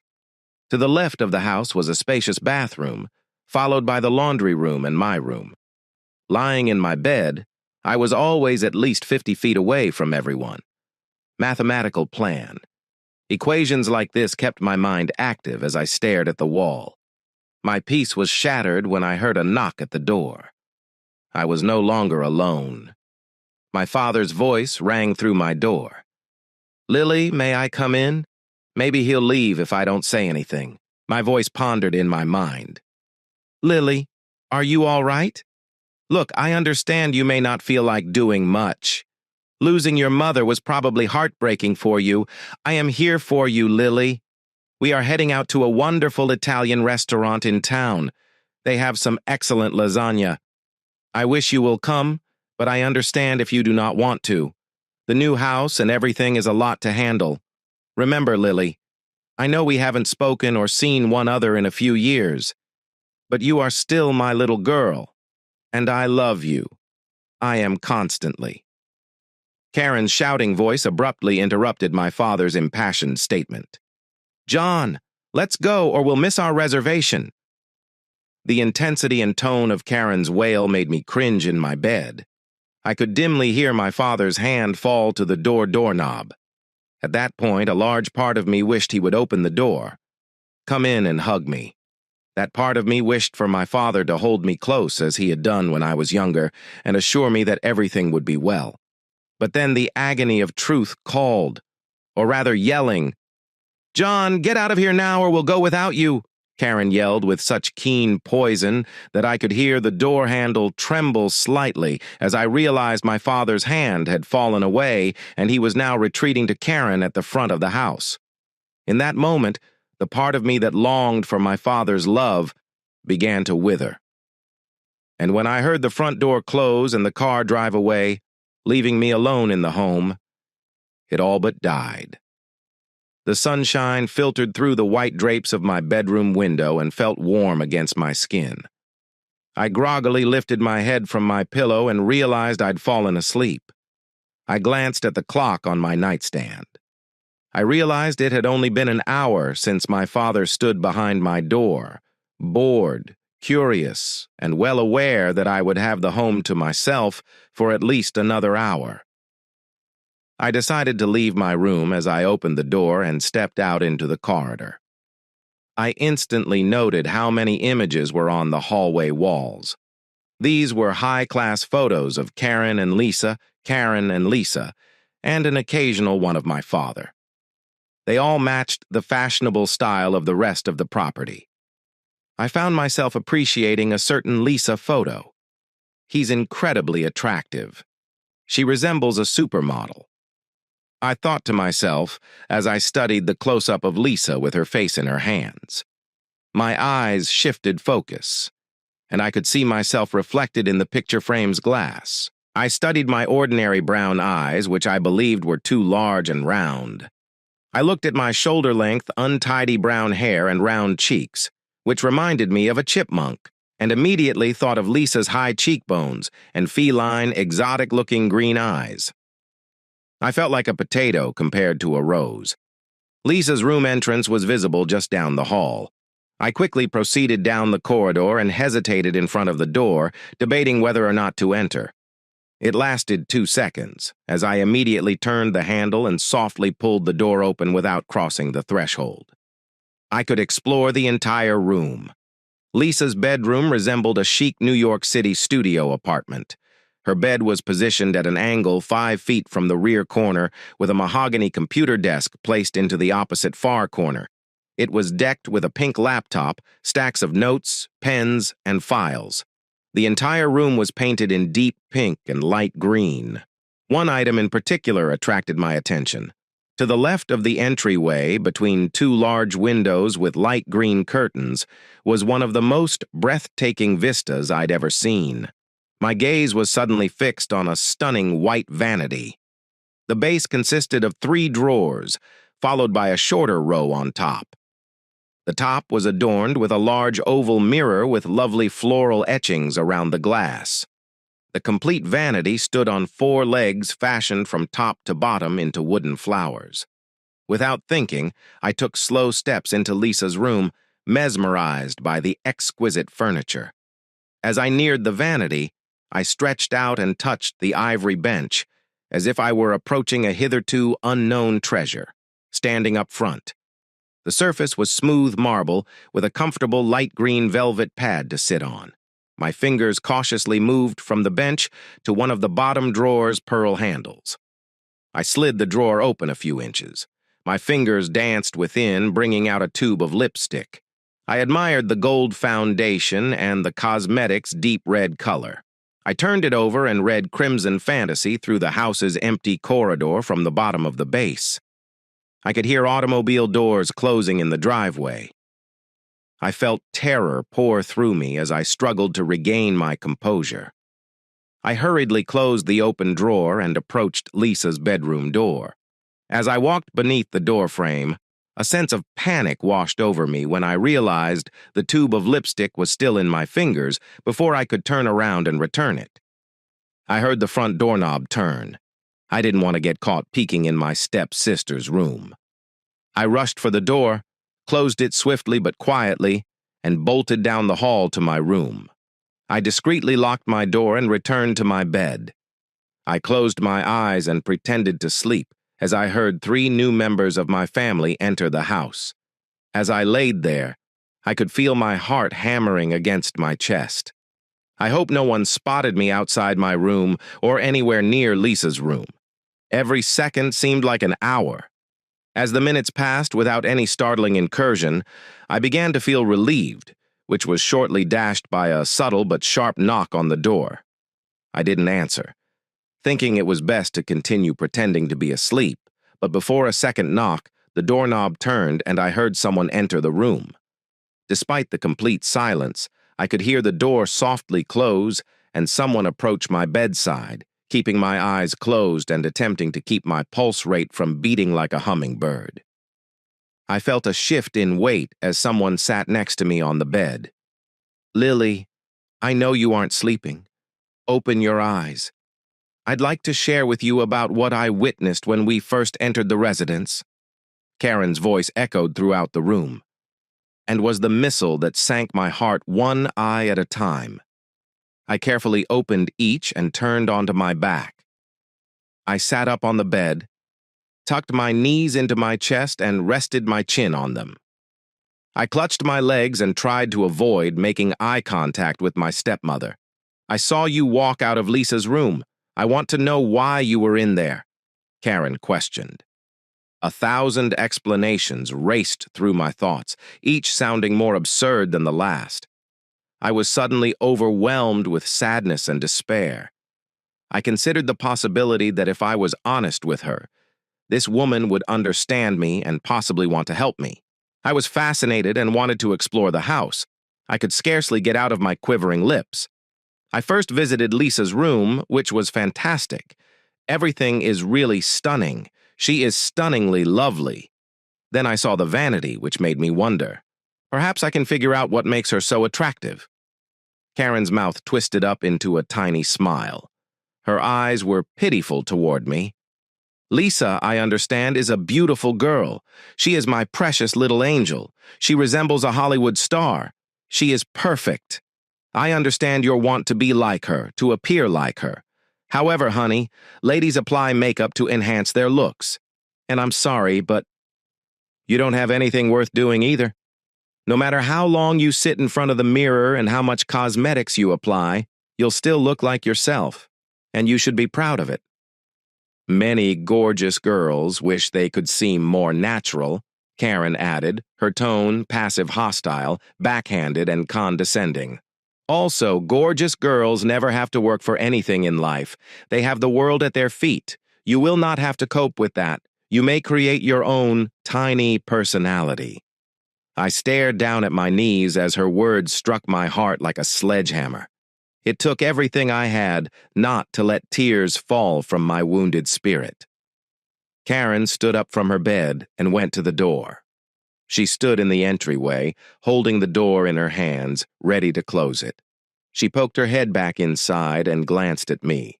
"And I realize you've gone through a lot, but I wanted to let you know that your father is going to be very busy. Not only is he working a lot of overtime, but Lisa needs him for her solo in the upcoming school musical, and I need him there to help me cope with the grief and pain of having to put my babies in a box in our closet.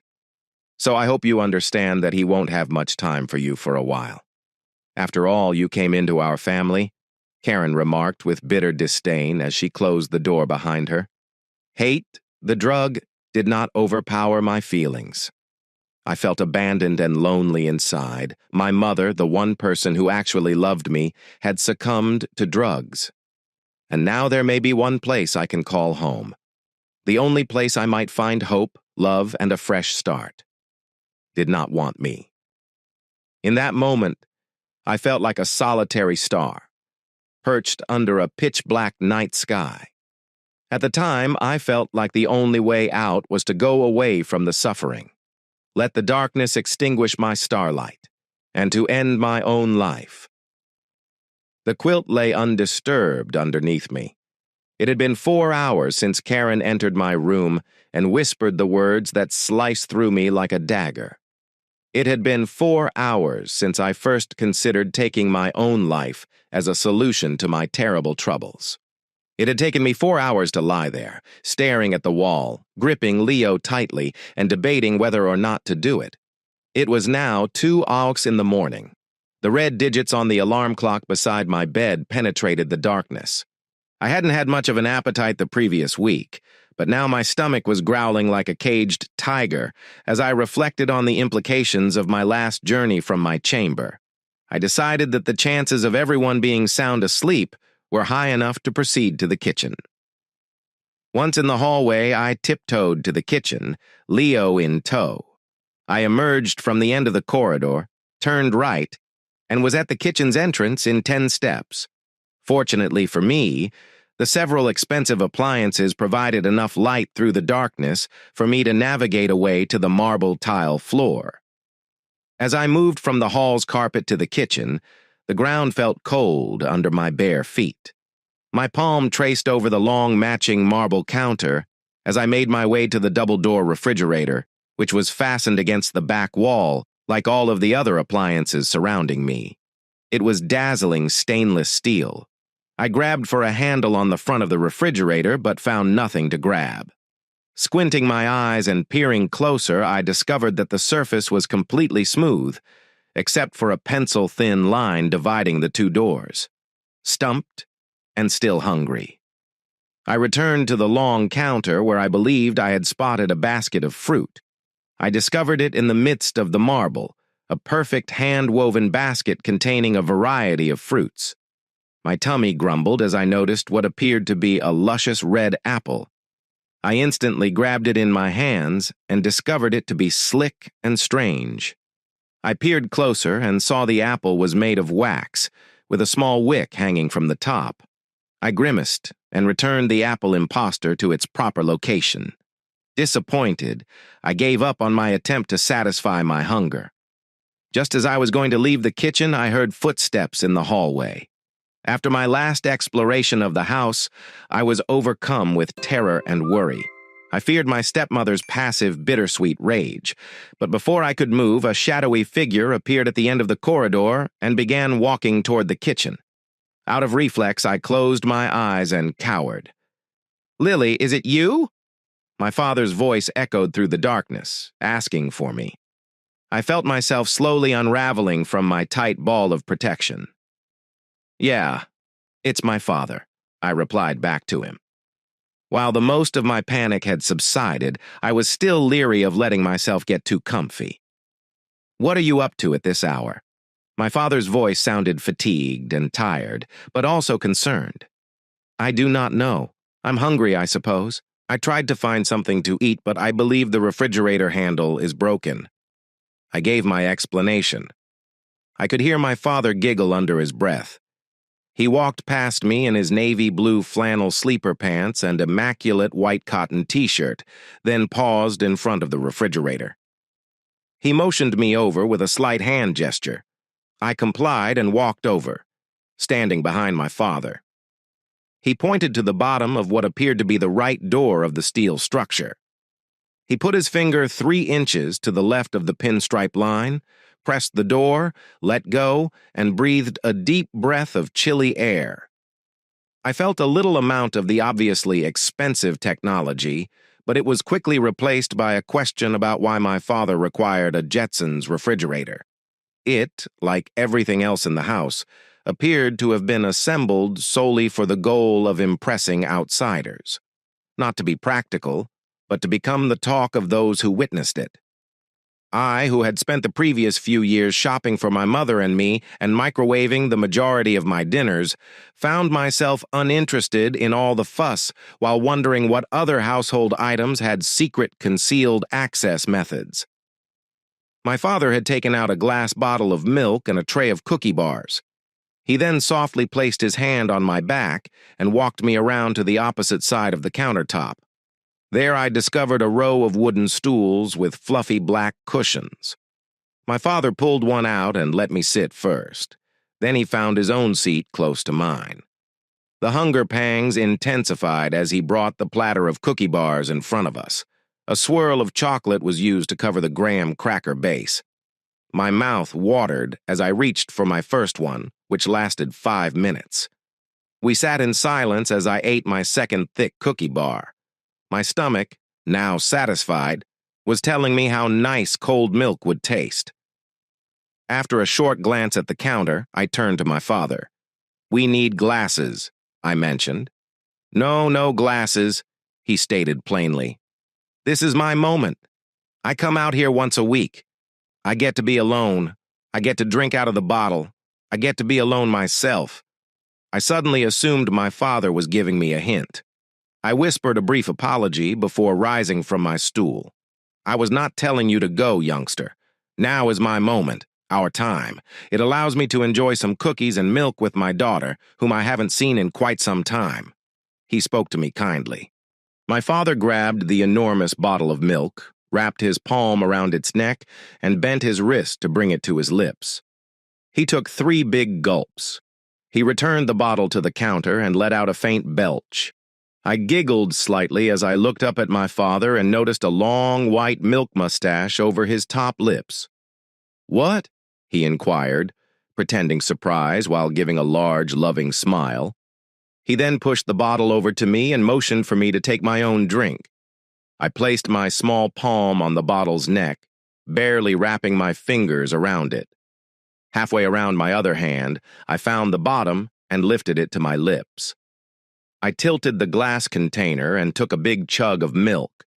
My little body let out a high-pitched burp, and the bottle found its way back to the table. My father chuckled as he noticed the big matching milk mustache streaming from my lips. The early sun shone through the windows of my room. It was now Saturday, 8 hours after my late-night dessert snack with my father, and for the first time in a long time, I awakened with a sense of hope, albeit it was still very little. It was doing a wonderful job of distracting me from the terrible emotions that plagued me every day. Rolling out of bed, I searched my bedroom floor for the identical denim blue jeans I had worn the day before. With only a few pairs of pants, I frequently had little choice but to wear the same pants 2 or 3 days in a row. Today was no different. As I raised the worn fabric off the ground, something fell from my pocket and bounced off the carpet.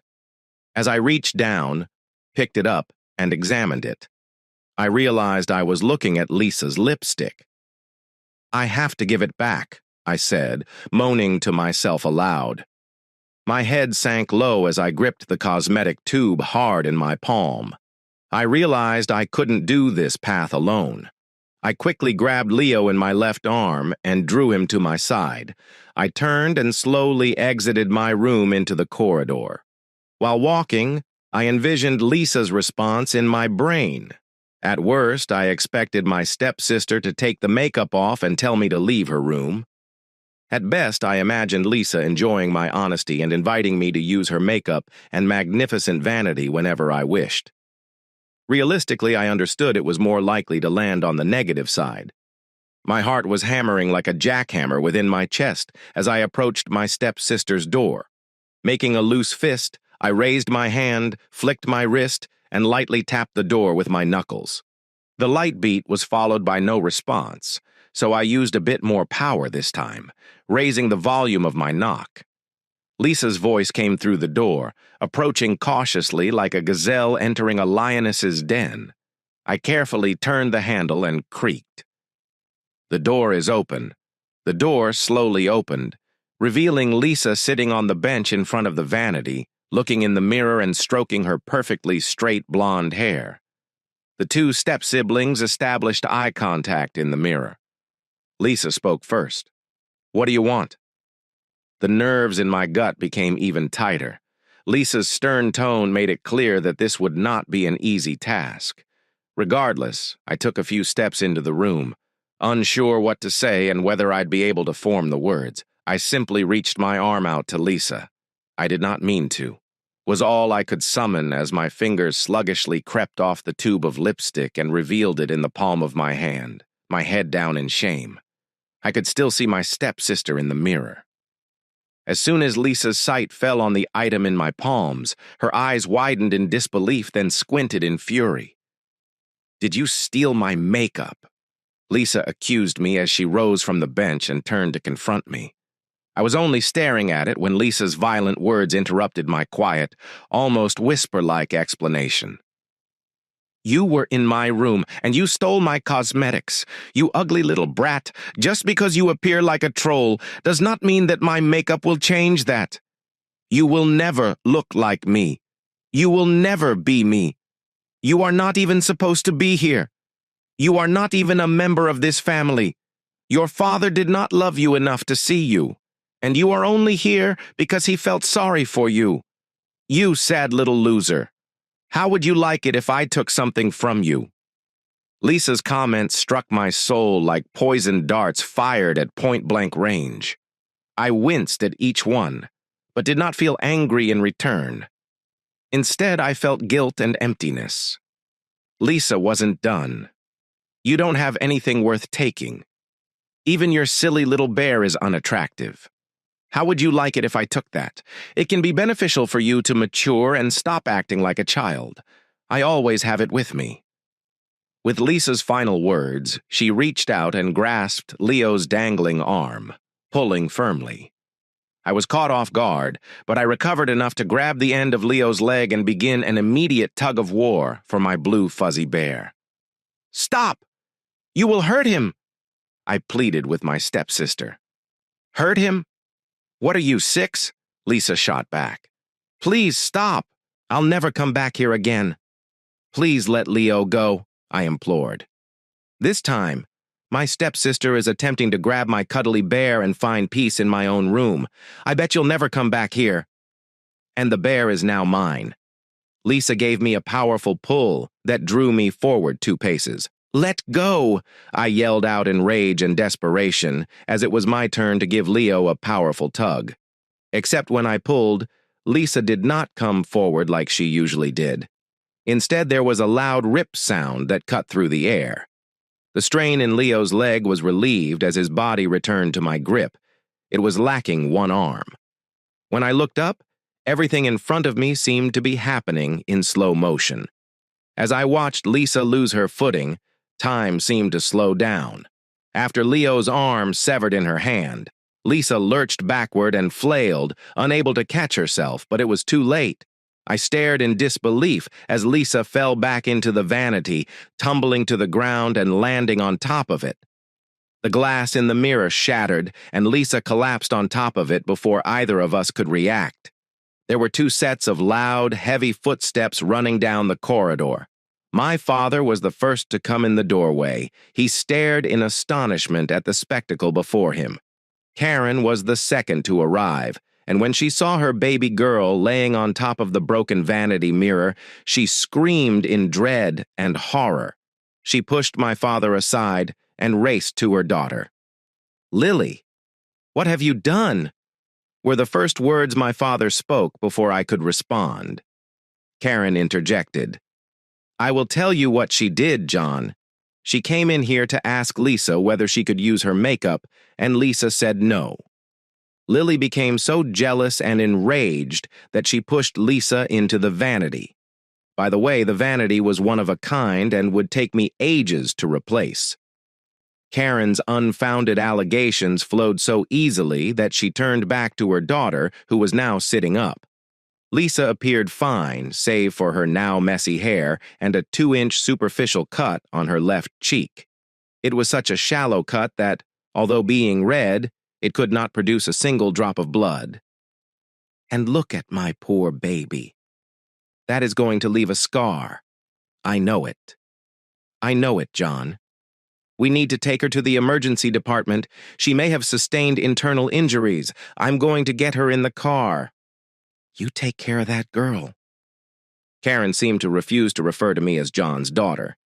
Karen assisted Lisa in getting to her feet and guided her out of the room by placing her daughter's arm over her own shoulder. As they went past me, Karen shot me. An angry, bitter expression. When they were out of their room, my father turned to face me.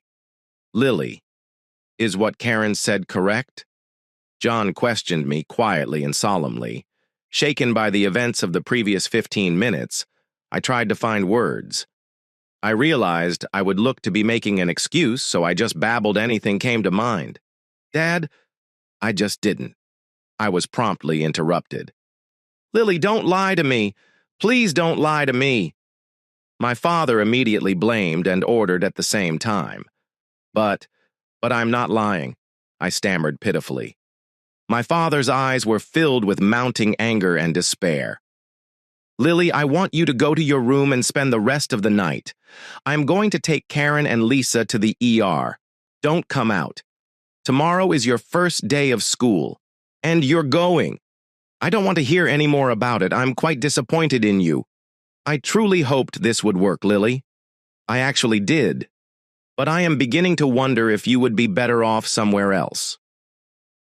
My father trailed off in such a dejected tone that it nearly brought tears to my eyes. If I wasn't already so empty inside, it would have happened gradually. I passed by my father before turning down the hallway. I paused just inside my door and peered back down the hallway. My father stood with his head lowered beneath Lisa's doorframe. Dad, I tried to communicate one last time. Simply go to your room, Lily. My father spoke with defeat as he turned and proceeded to the front door. I slowly closed my door behind me. I crawled into bed and lay Leo next to me, lying on my side. I stroked my finger across the massive rip where his bare arm used to be. He's torn, just like me, I thought to myself. I held him in my arms and stared at the wall. I replayed my recent memories in my thoughts, beginning with discovering my mother dead in my own home. As the images in my imagination became more real, darkness began to creep into my heart. I discovered my heart and soul submerged in a sea of numbness. I was finally defeated. I had reached a breaking point. My inner sentiments overpowered me, and I was convinced I no longer belonged in this world. The one person who had ever truly loved me had died, and I wished to follow her. I closed my eyes. I have made up my mind.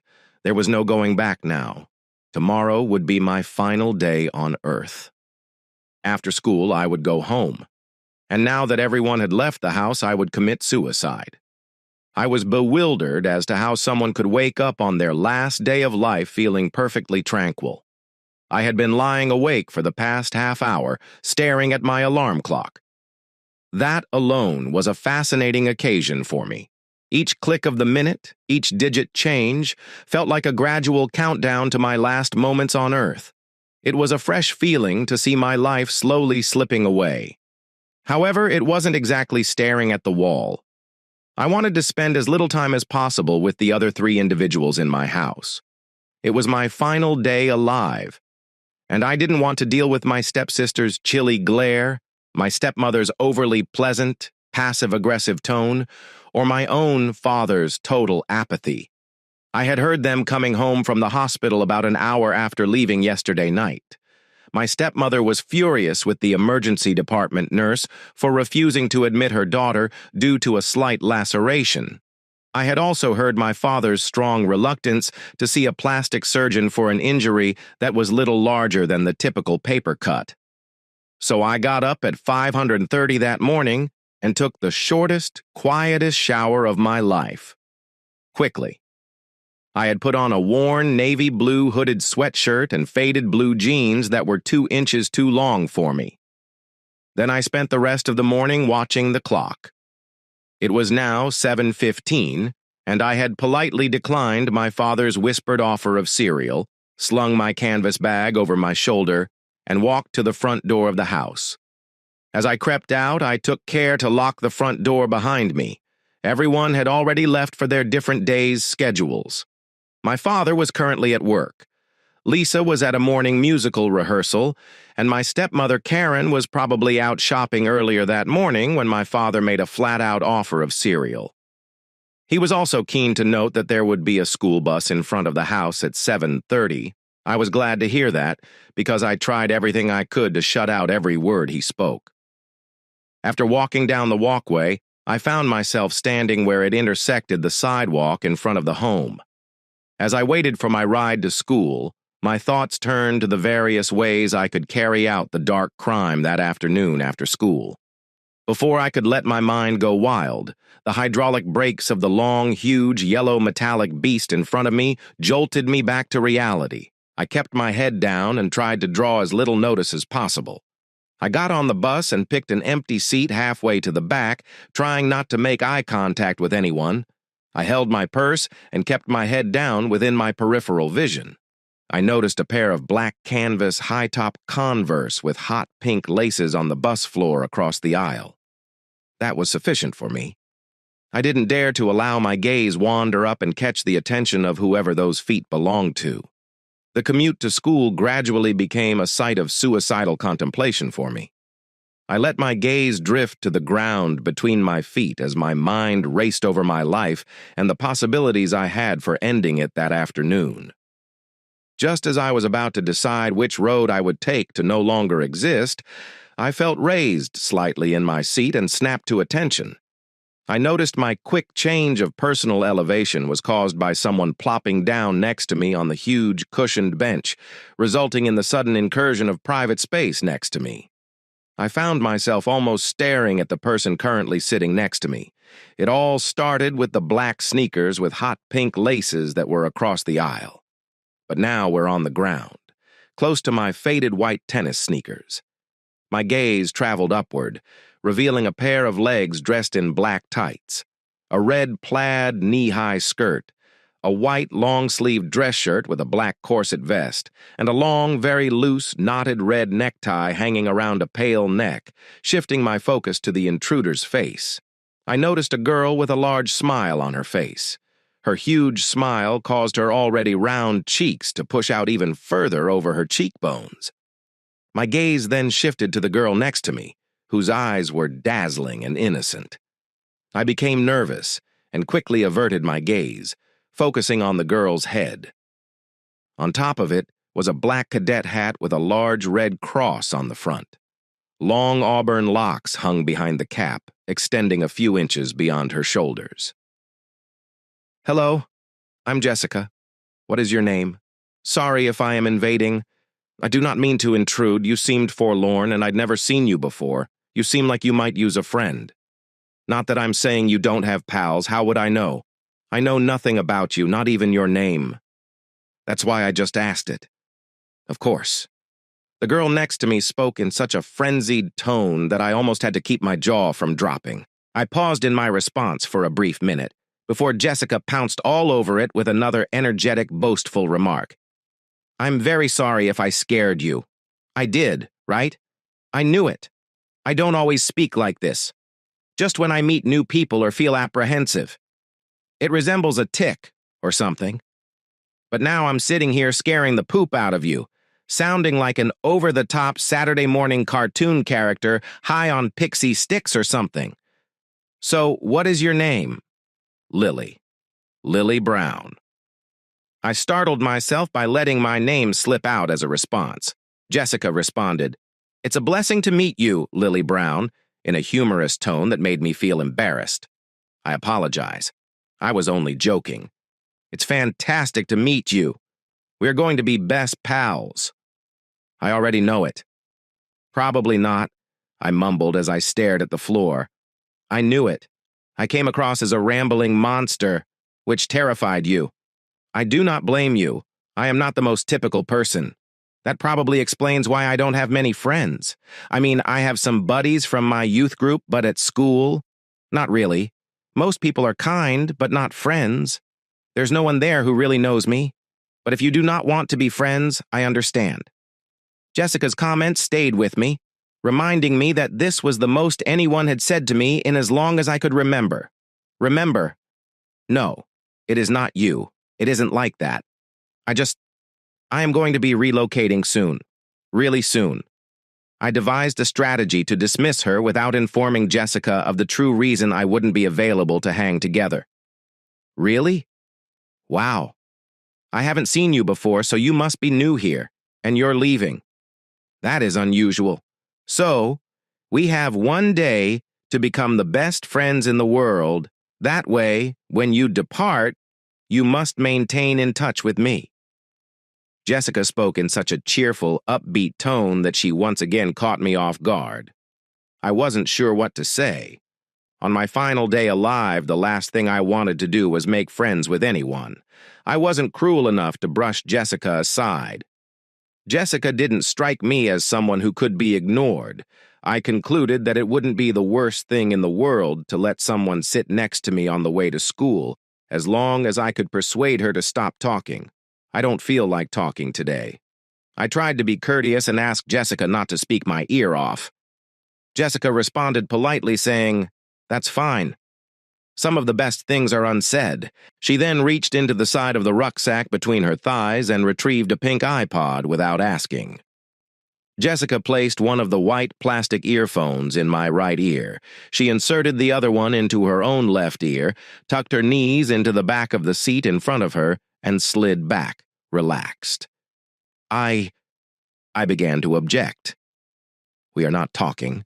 Jessica quickly reminded me in a sly, matter-of-fact tone. I gave up my half-hearted fight and relaxed back into my seat. In addition, the music playing into my inner ear canal was from an alternative rock band that I had never heard of before.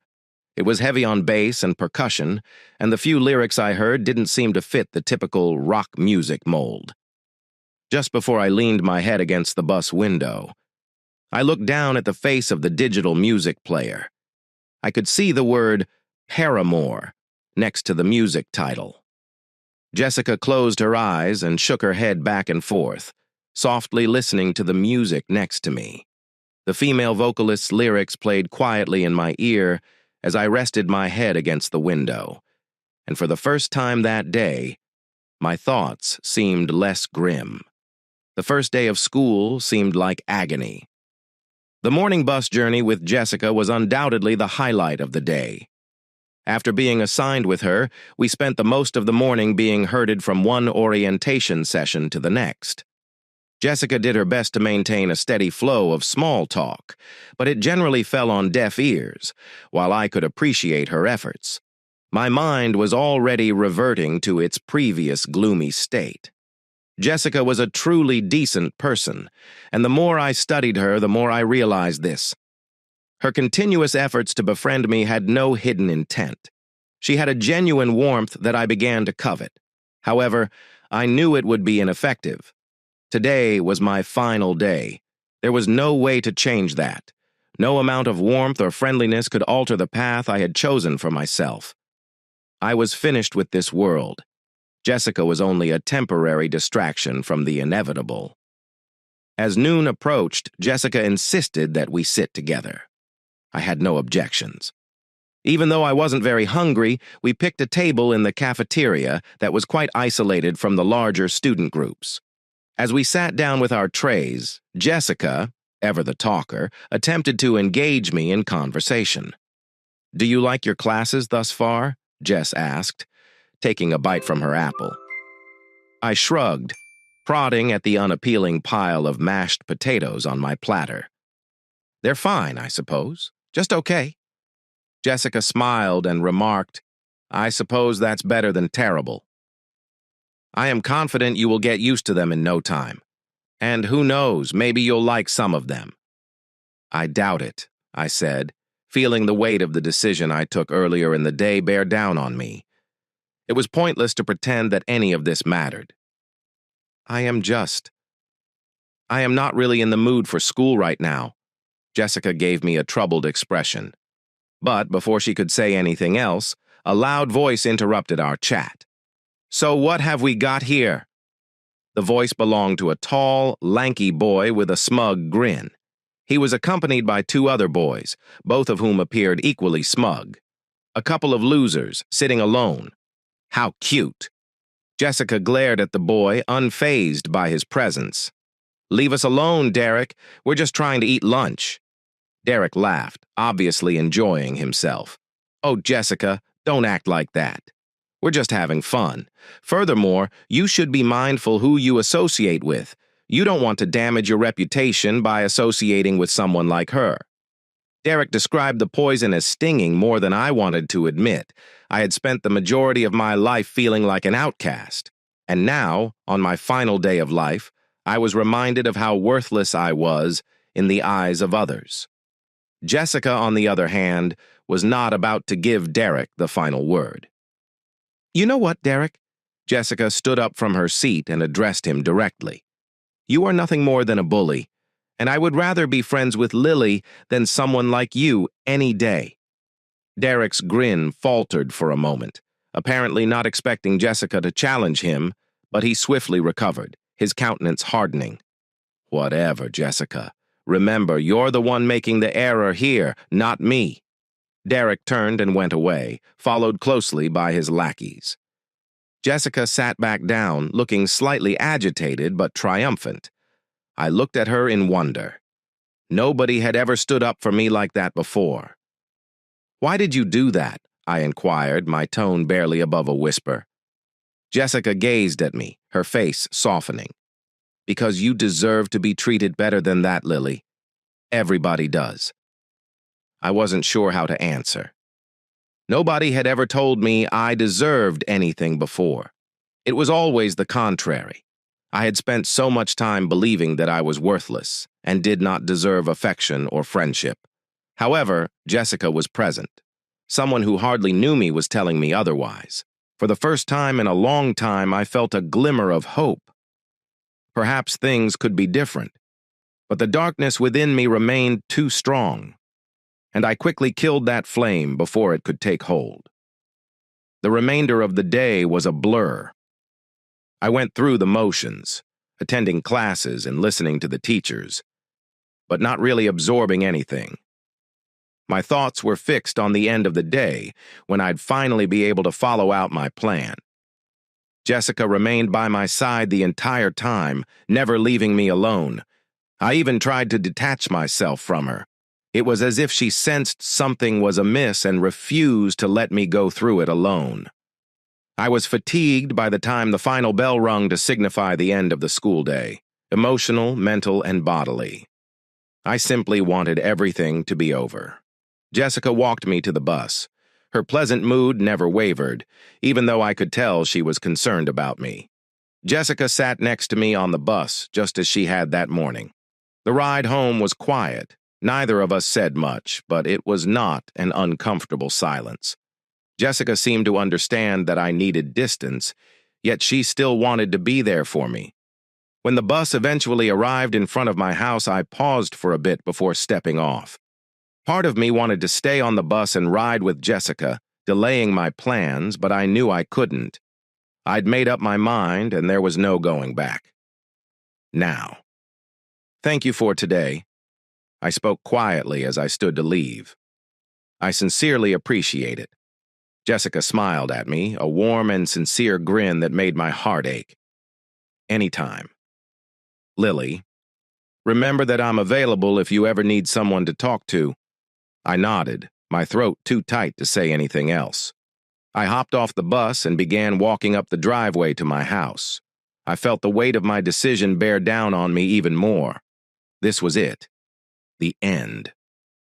When I entered the house, the comfortable silence welcomed me like an old friend. My father was still at work, and I knew Karen and Lisa would not be home for a bit. I had the house to myself, exactly as I had planned. I made my way to my room and closed the door behind me. I placed my stuff on the floor and sat on the side of my bed, staring at the wall. My mind was whirling with thoughts and feelings, but one thing was certain. I could not go on like this any longer. I reached under my bed and brought out the small box that I had hidden earlier in the week. Inside was the bottle of medications I had taken from Karen's restroom. I'd grabbed them one by one, unobserved, until I had enough to complete the task at hand. My hands shook as I opened the bottle, the little tablets clanging against the plastic. I poured them into my palms. The small white tablets stared up at me, providing the respite I desperately needed. I knew it would not take long. In only a few minutes, all would be over. No more agony or loneliness, no more feeling as if I didn't belong. I took a deep breath. The pills weighed heavily in my hand. This was it, the moment I'd been waiting for. I closed my eyes, ready to end it all. But suddenly, out of nowhere, a thought crossed my head. Jessica, her smile and friendliness, her unshakable belief that I deserved something. I deserved better. I remembered how she had stood up for me, how she had supported me when no one else had. She saw something in me, something I couldn't see for myself. The pills in my hands felt like lead. I opened my eyes and glanced down at them, my resolve shaky. Could I actually accomplish this? Could I truly leave this planet without giving it? And myself, one final chance? Tears welled in my eyes, blinding my vision. I wanted to end the misery, but I didn't want to let down the one person who had showed me care, the only one who made me feel like I was worthwhile. With a stifled sob, I dumped the tablets onto the bed and watched them spread across the blanket. I could not do it. I could not go through with it.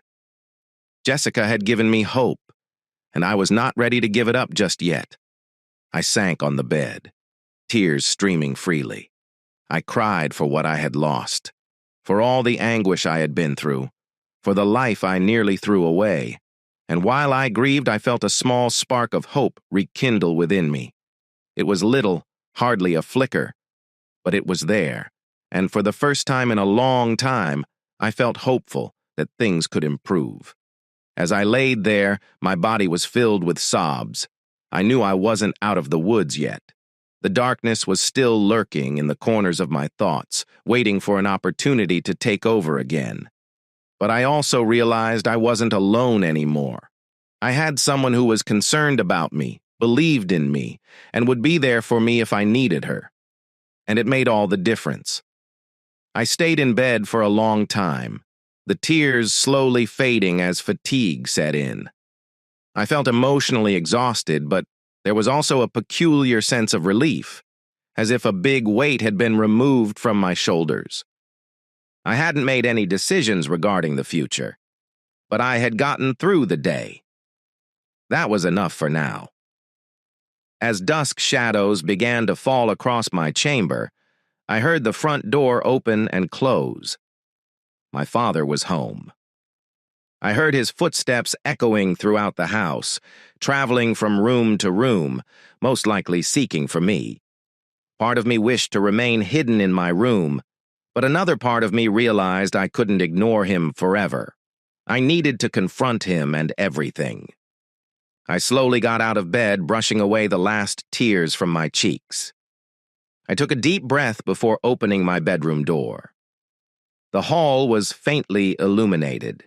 The fading light from outside casts lengthy shadows on the walls.